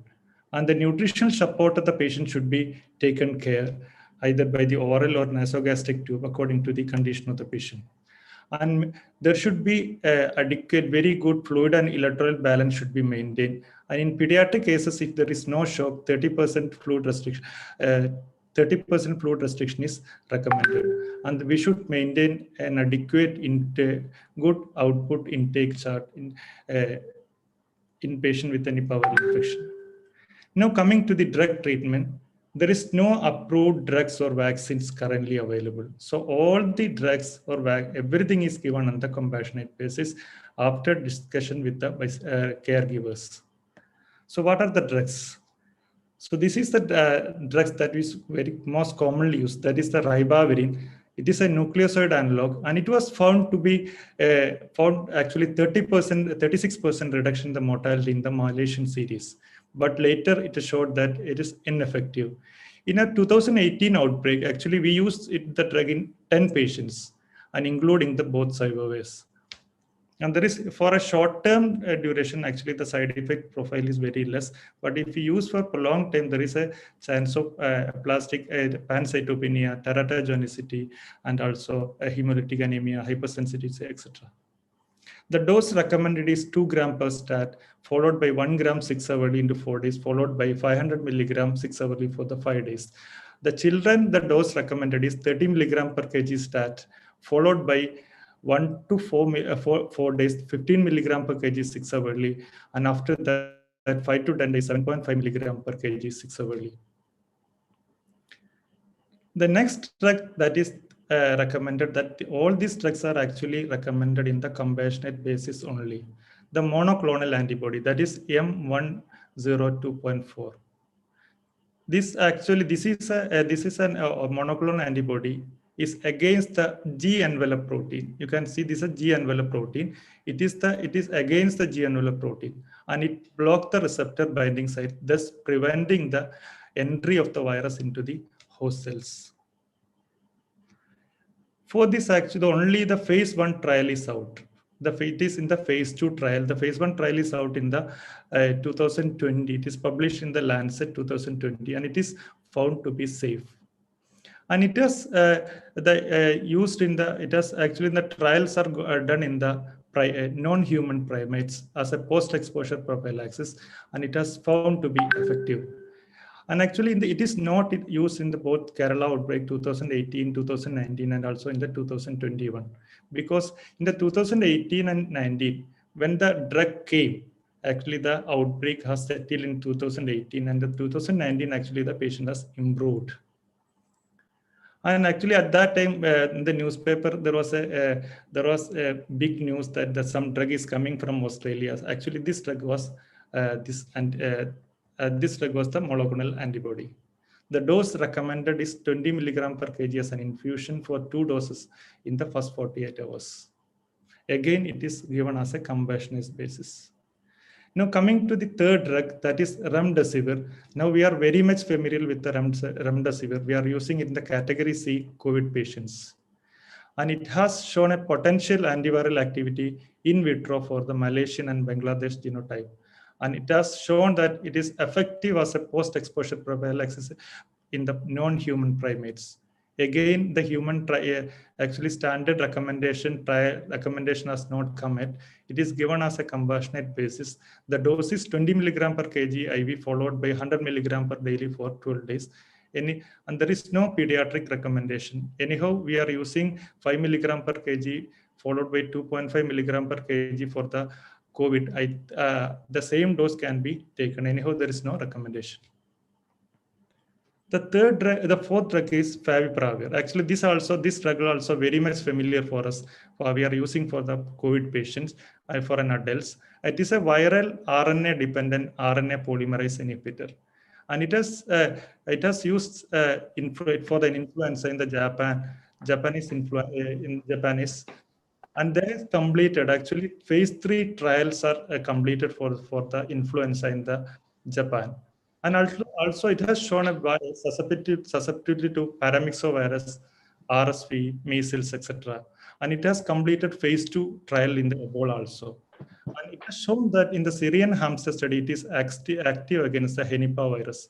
The dose recommended is 1,800 milligram twice daily, followed by 800 milligram BD for 13 days.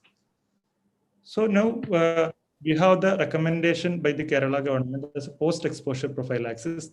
We can use either remdesivir and also favipiravir. And for the last patient, 2021 patient, those postgraduates who are exposed in the casualty in the Calcutta Medical College, actually they are receiving the favipiravir. So so for this also, actually there is no clear-cut recommendation, but the Kerala government 2021 recommendation, they are recommending the dose for this 12 and 13 duration. Along with the drug treatment, the supportive treatment of the standard care of the encephalitis, myocarditis, and also the IRDs should be instituted. For an encephalitis, manage the fever and pain with the paracetamol and avoid other NSAIDs.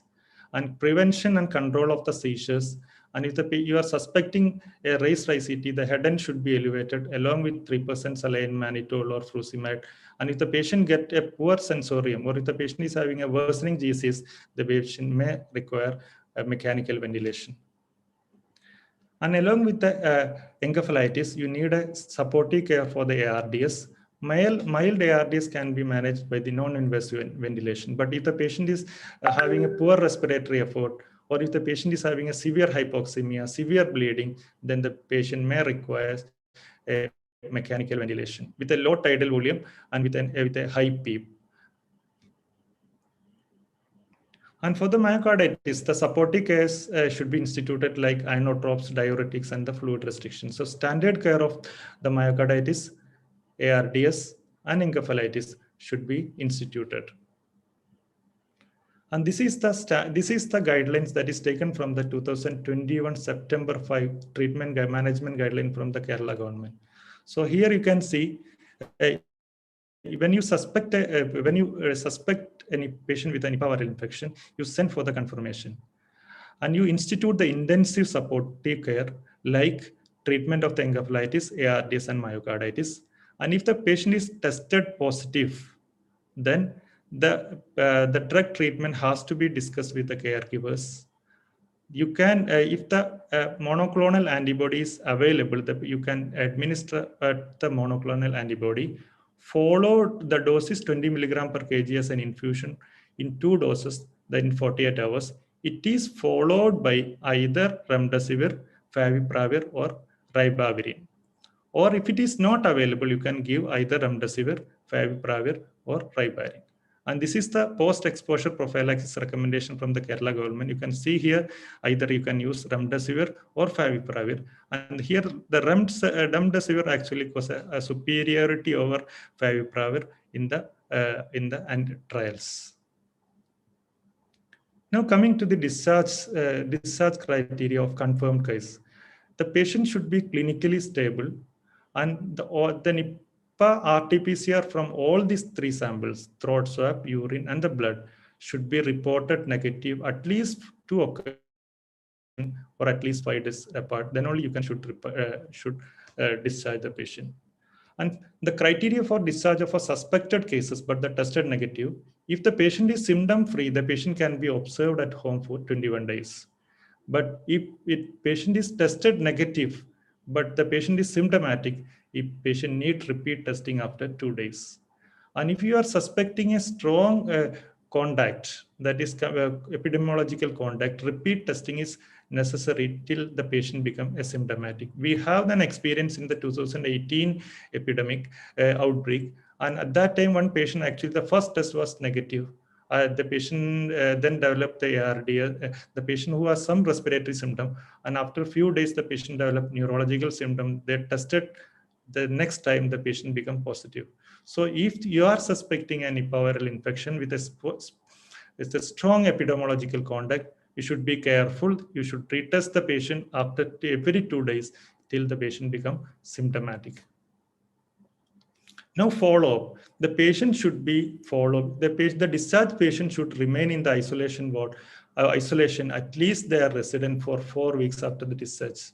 And the patient should be followed at 28 days, 56 days, and 90 days of the discharge because of the some reports of relapse and also late onset encephalitis.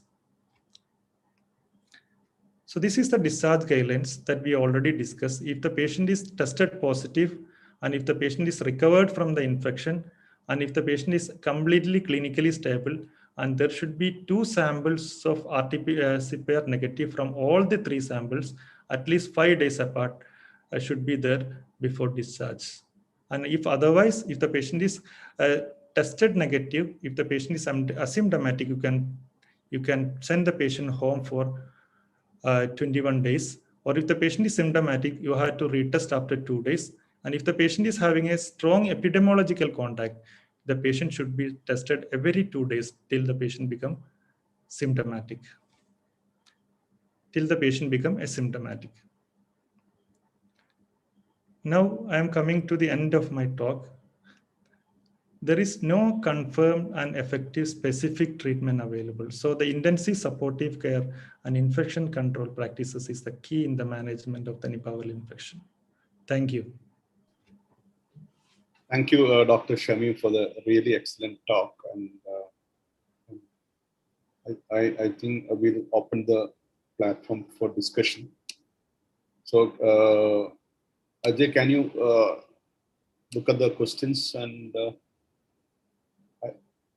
can you do the questions, Ajay? Ajay? Hello, sir. Yeah, can you look at the questions and then? Yes, sir. So there are some questions in chat box. Or do you want me to take up questions? Or? Yes, sir. I cannot see the full chat now. Okay, so there was a question to Dr. Priya. I mean, whether the number of healthcare workers in 2018. Dr. Priya? Dr. Priya? Yes, sir. I'm here. Not Dr. Priya Chandran. Sorry. Priya Chandran is there? Dr. Priya Chandran. Can you hear me, sir?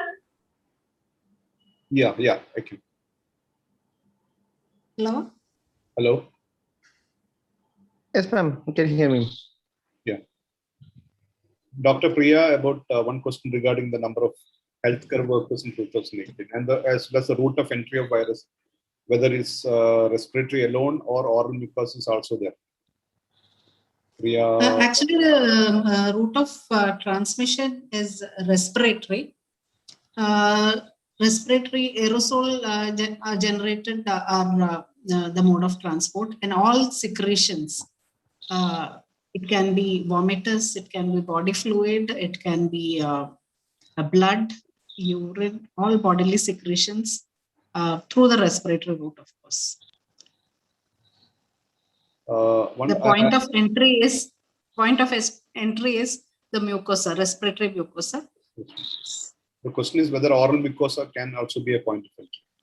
Yes, definitely. Oral mucosa can also be a point, but the virus has to get into the bronchioles and lungs because the pathophysiology starts from there.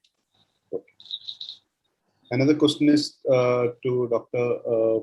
Priya Sharman. What's the relapse, Priya?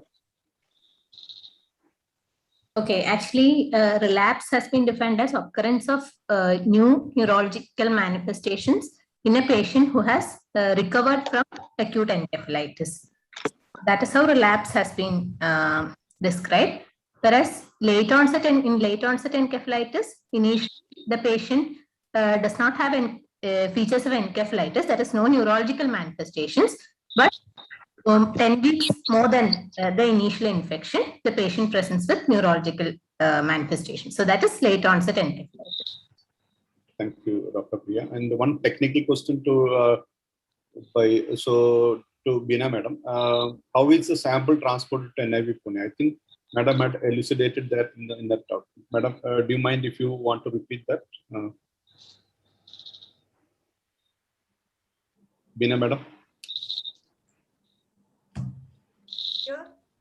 This one question, whether how is the sample transported to NIV Pune? So I think you had talked about it in your talk, but can you repeat it if you can? For the how is the sample transport? Samples are collected and transported by courier service by flight,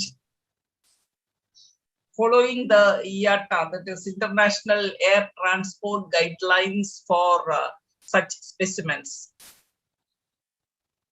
And it is transported via flight. Okay, madam. So there was a lot of comments, excellent talk by everyone. So I'm not going to, there was a lot of comments about the excellence of the talk. And I invite members of CK sir, our teacher is there. CK sir. Sir, can you give your comments on? Ajit, that is an excellent session. Thank you, sir. Well planned, well executed. But I want to ask a question. From 2018 onwards till date, I think somebody speaking? No. Till date, what is the data on encephalitis admitted, not only from that region, around this area? That should have been an excellent surveillance method we should have followed and found out. See, just telling to screen every fever, we are at a loss. See, we get COVID, recently we have another viral infection and Nipah. How to go about it? Very difficult unless you have a patient with a contact history or coming in that region. Otherwise, it is difficult to test and find out. Or you have an encephalitis patient with unusual manifestations.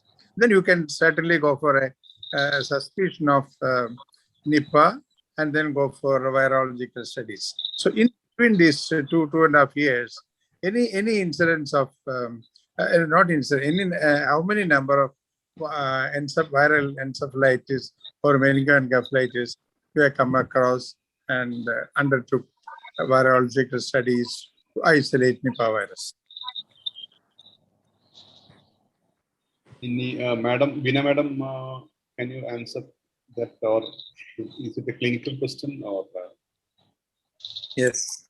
So basically, sir, we are doing some other viruses that like H1N1, adeno, then influenza, and also I think herpes also we are doing some other viruses. But as Veena Madam has elucidated, a panel has to be there, and once you have a panel, and if the panel is negative, then you have to go for the testing of other rare viruses. So common viruses has to be tested initially in a respiratory or a CNS panel. Then after that, we can go for it. Anyway, thanks to the effort of our principal and Veena Madam, we can now test Nipah here itself. Very good.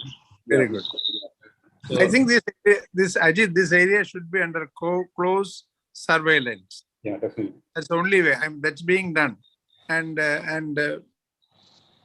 sensitize everyone as it is being done. It's one way of sensitizing everybody to the Nipah infection and follow up them, and so we should not miss a patient subsequently. Thank you, sir. Veena Madam, you want to add anything on that? Veena Madam, you want to add anything on that?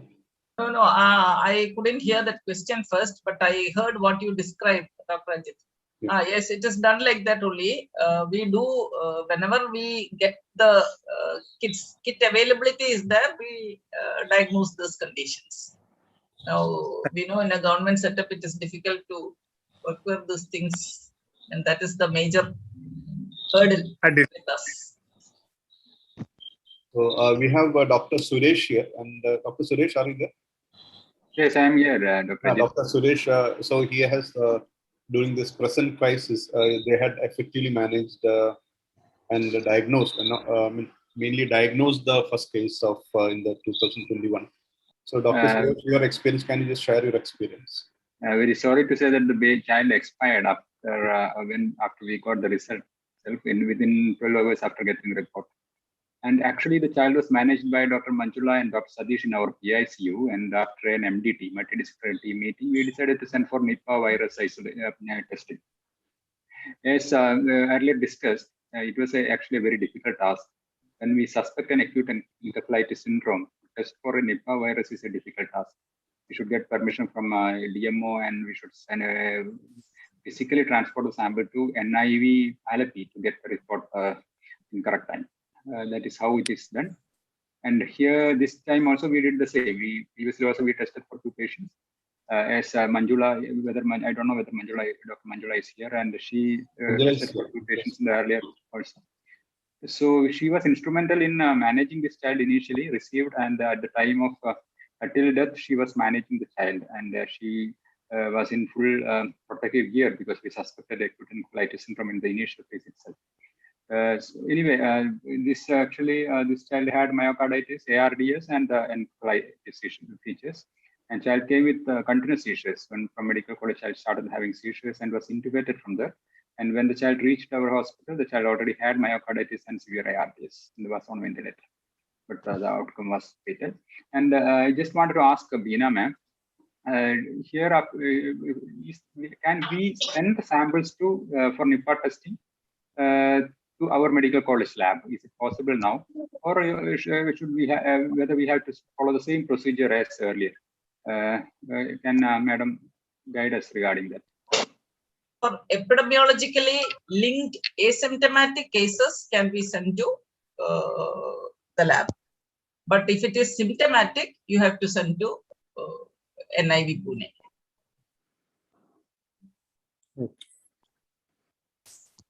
Thank you, Madam. Thank you. Okay.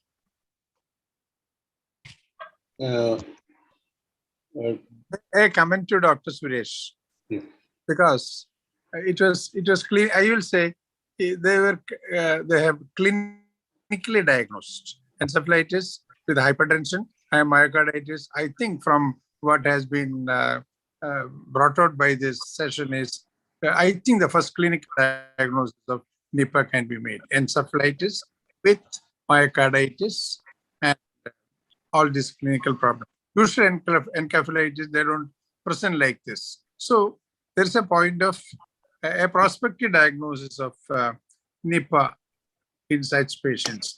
I think that Suresh and team has done from MIMS. That's wonderful.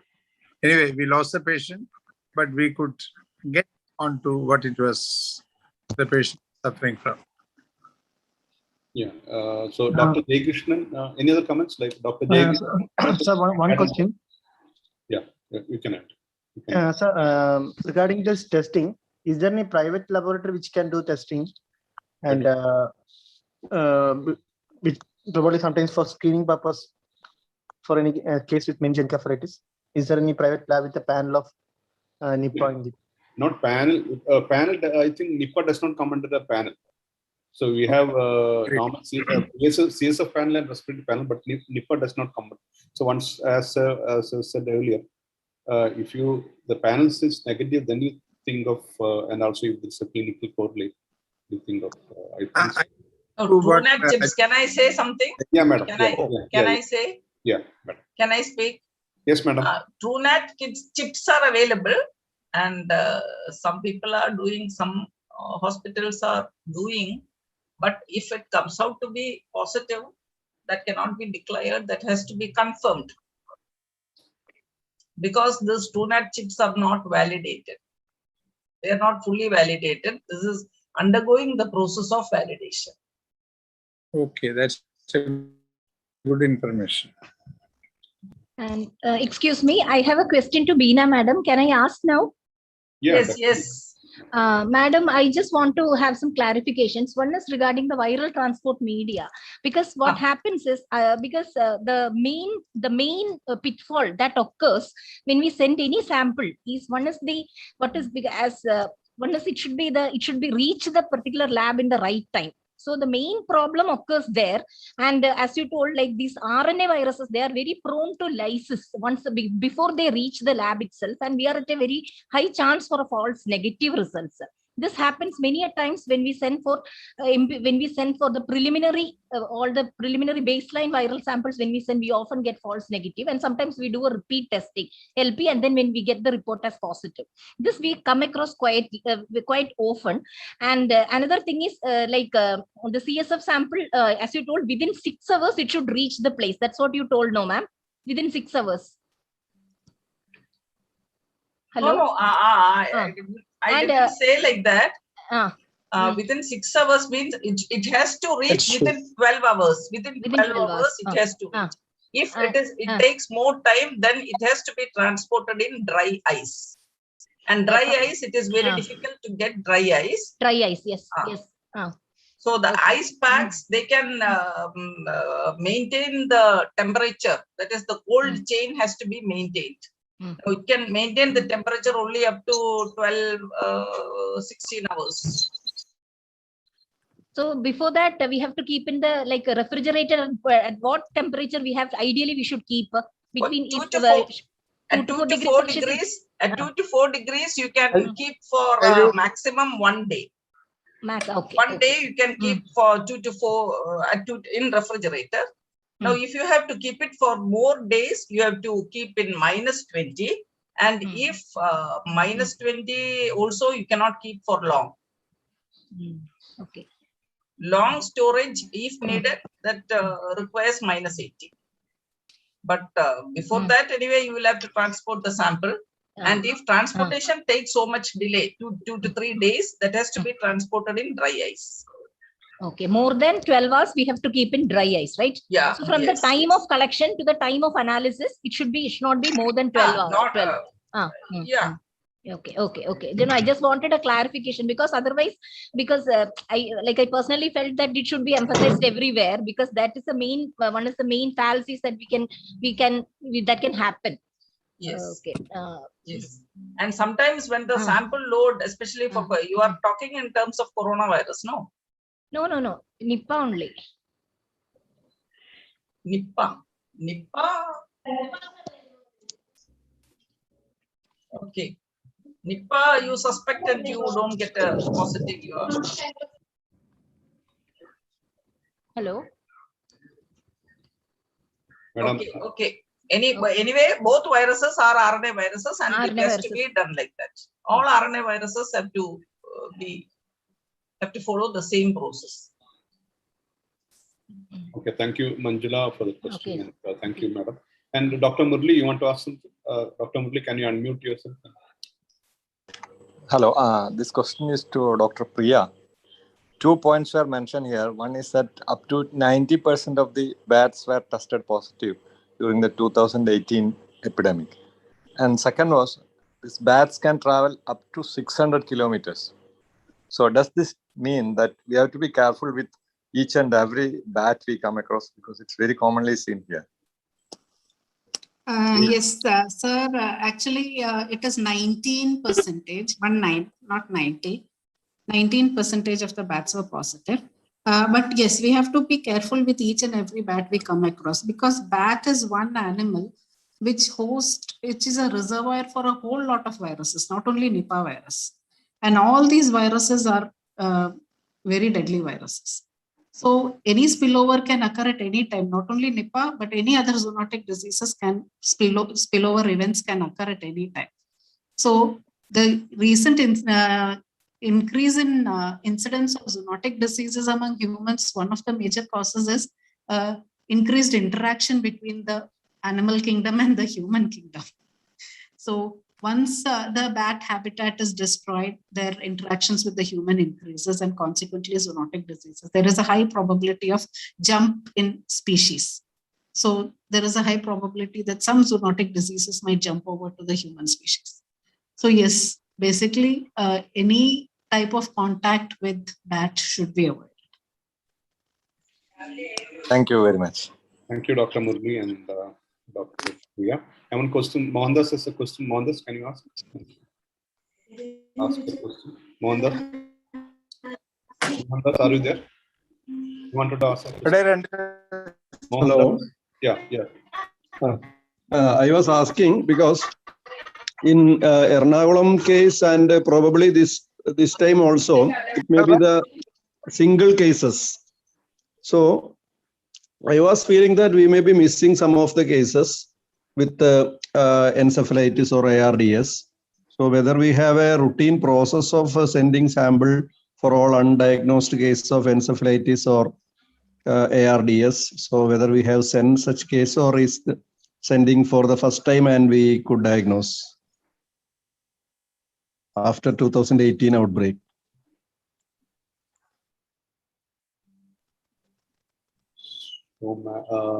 Dr. Priya Sarvan, can we, or anyone who wants to answer?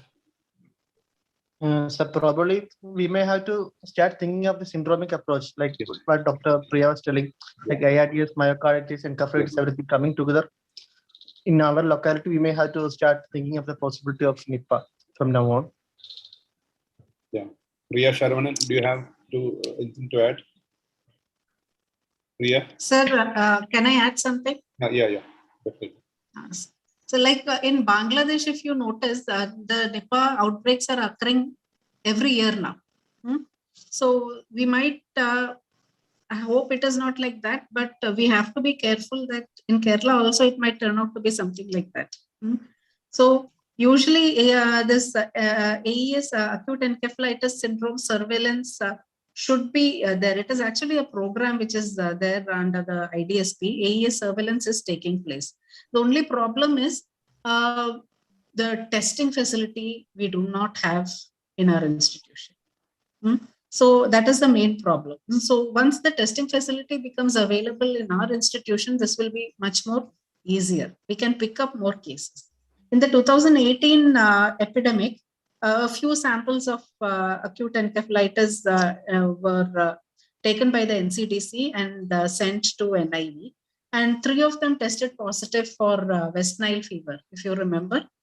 And that was part of the surveillance. So if you start testing, once you start testing all the AES samples, we might get other diseases also, because a lot of AES cases are going undiagnosed in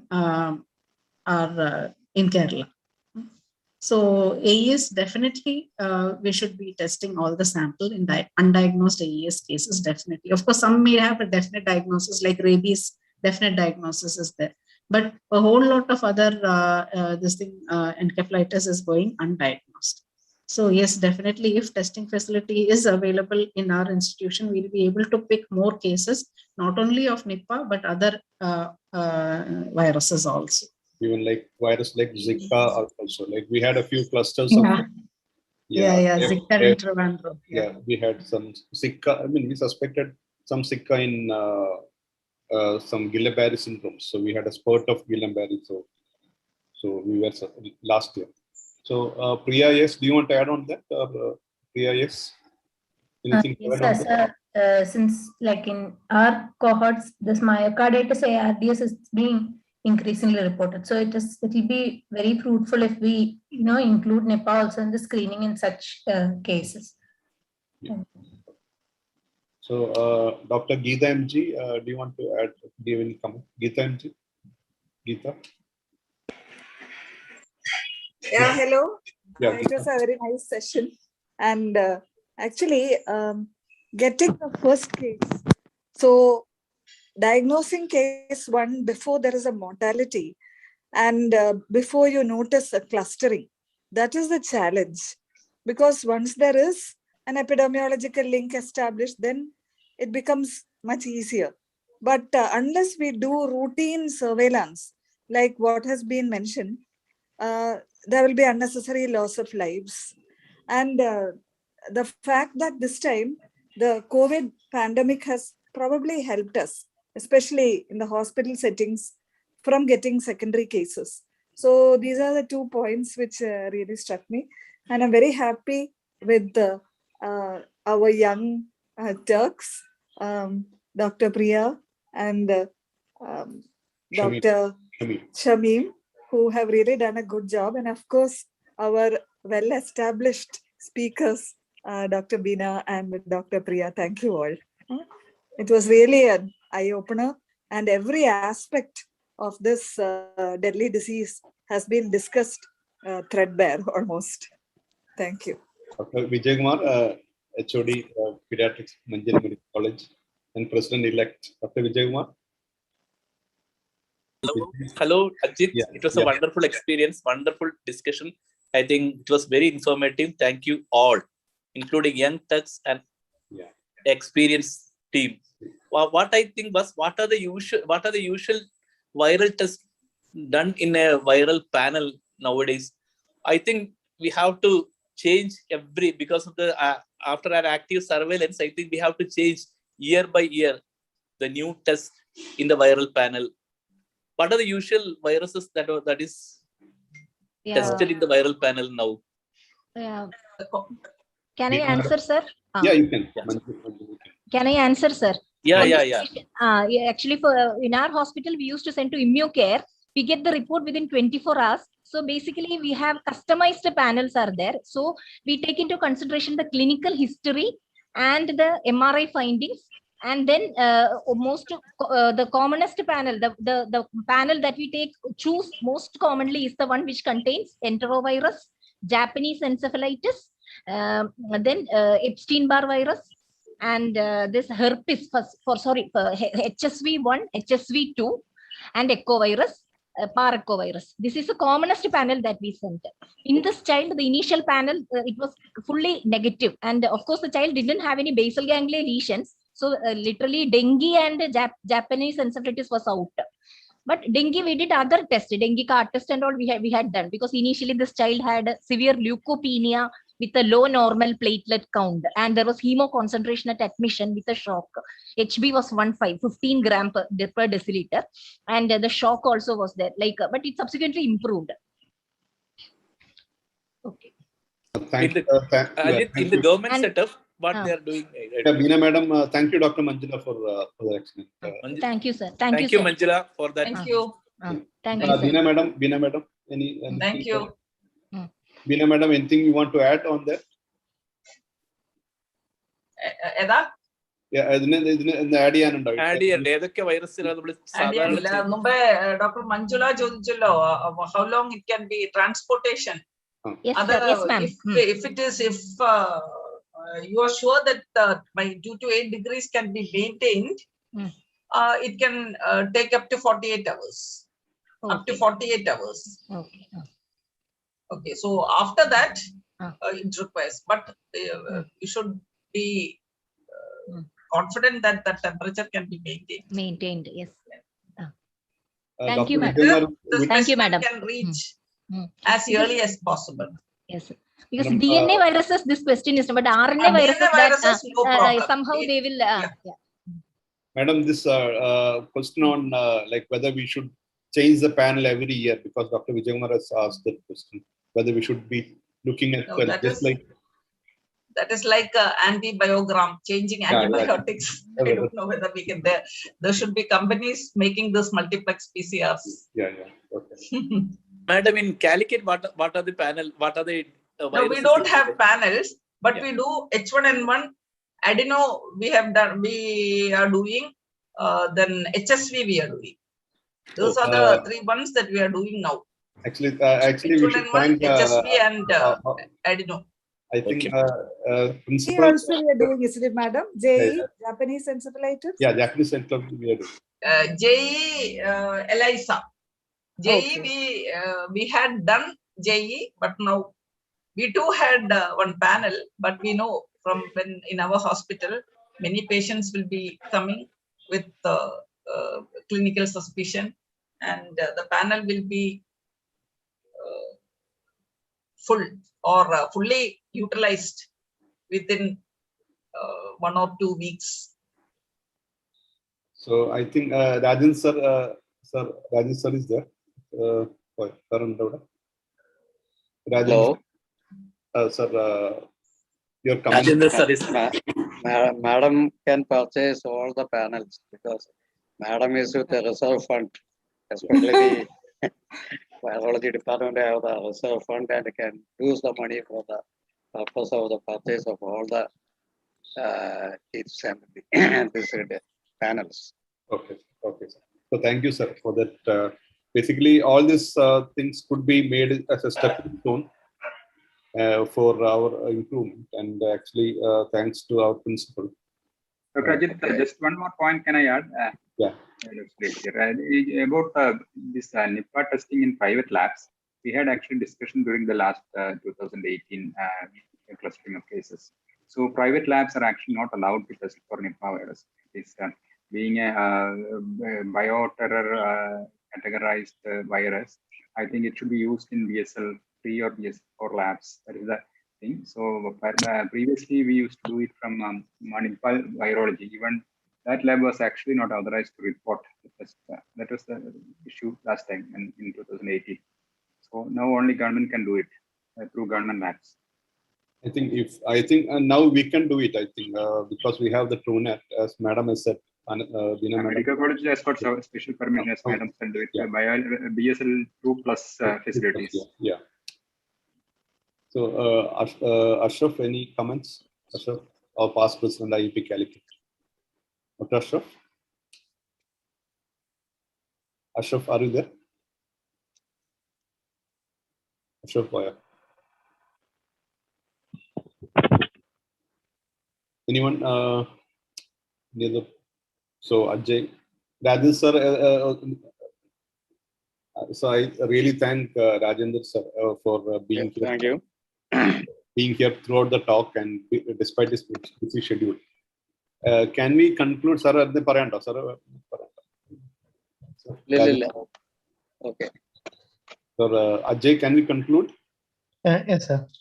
On behalf of EAP Kozhikode, first I would like to thank Ajit Kumar sir, Head of Department Pediatrics, Calicut Medical College, for organizing such a wonderful update on Nipah viral infection within a short span of just 1 week.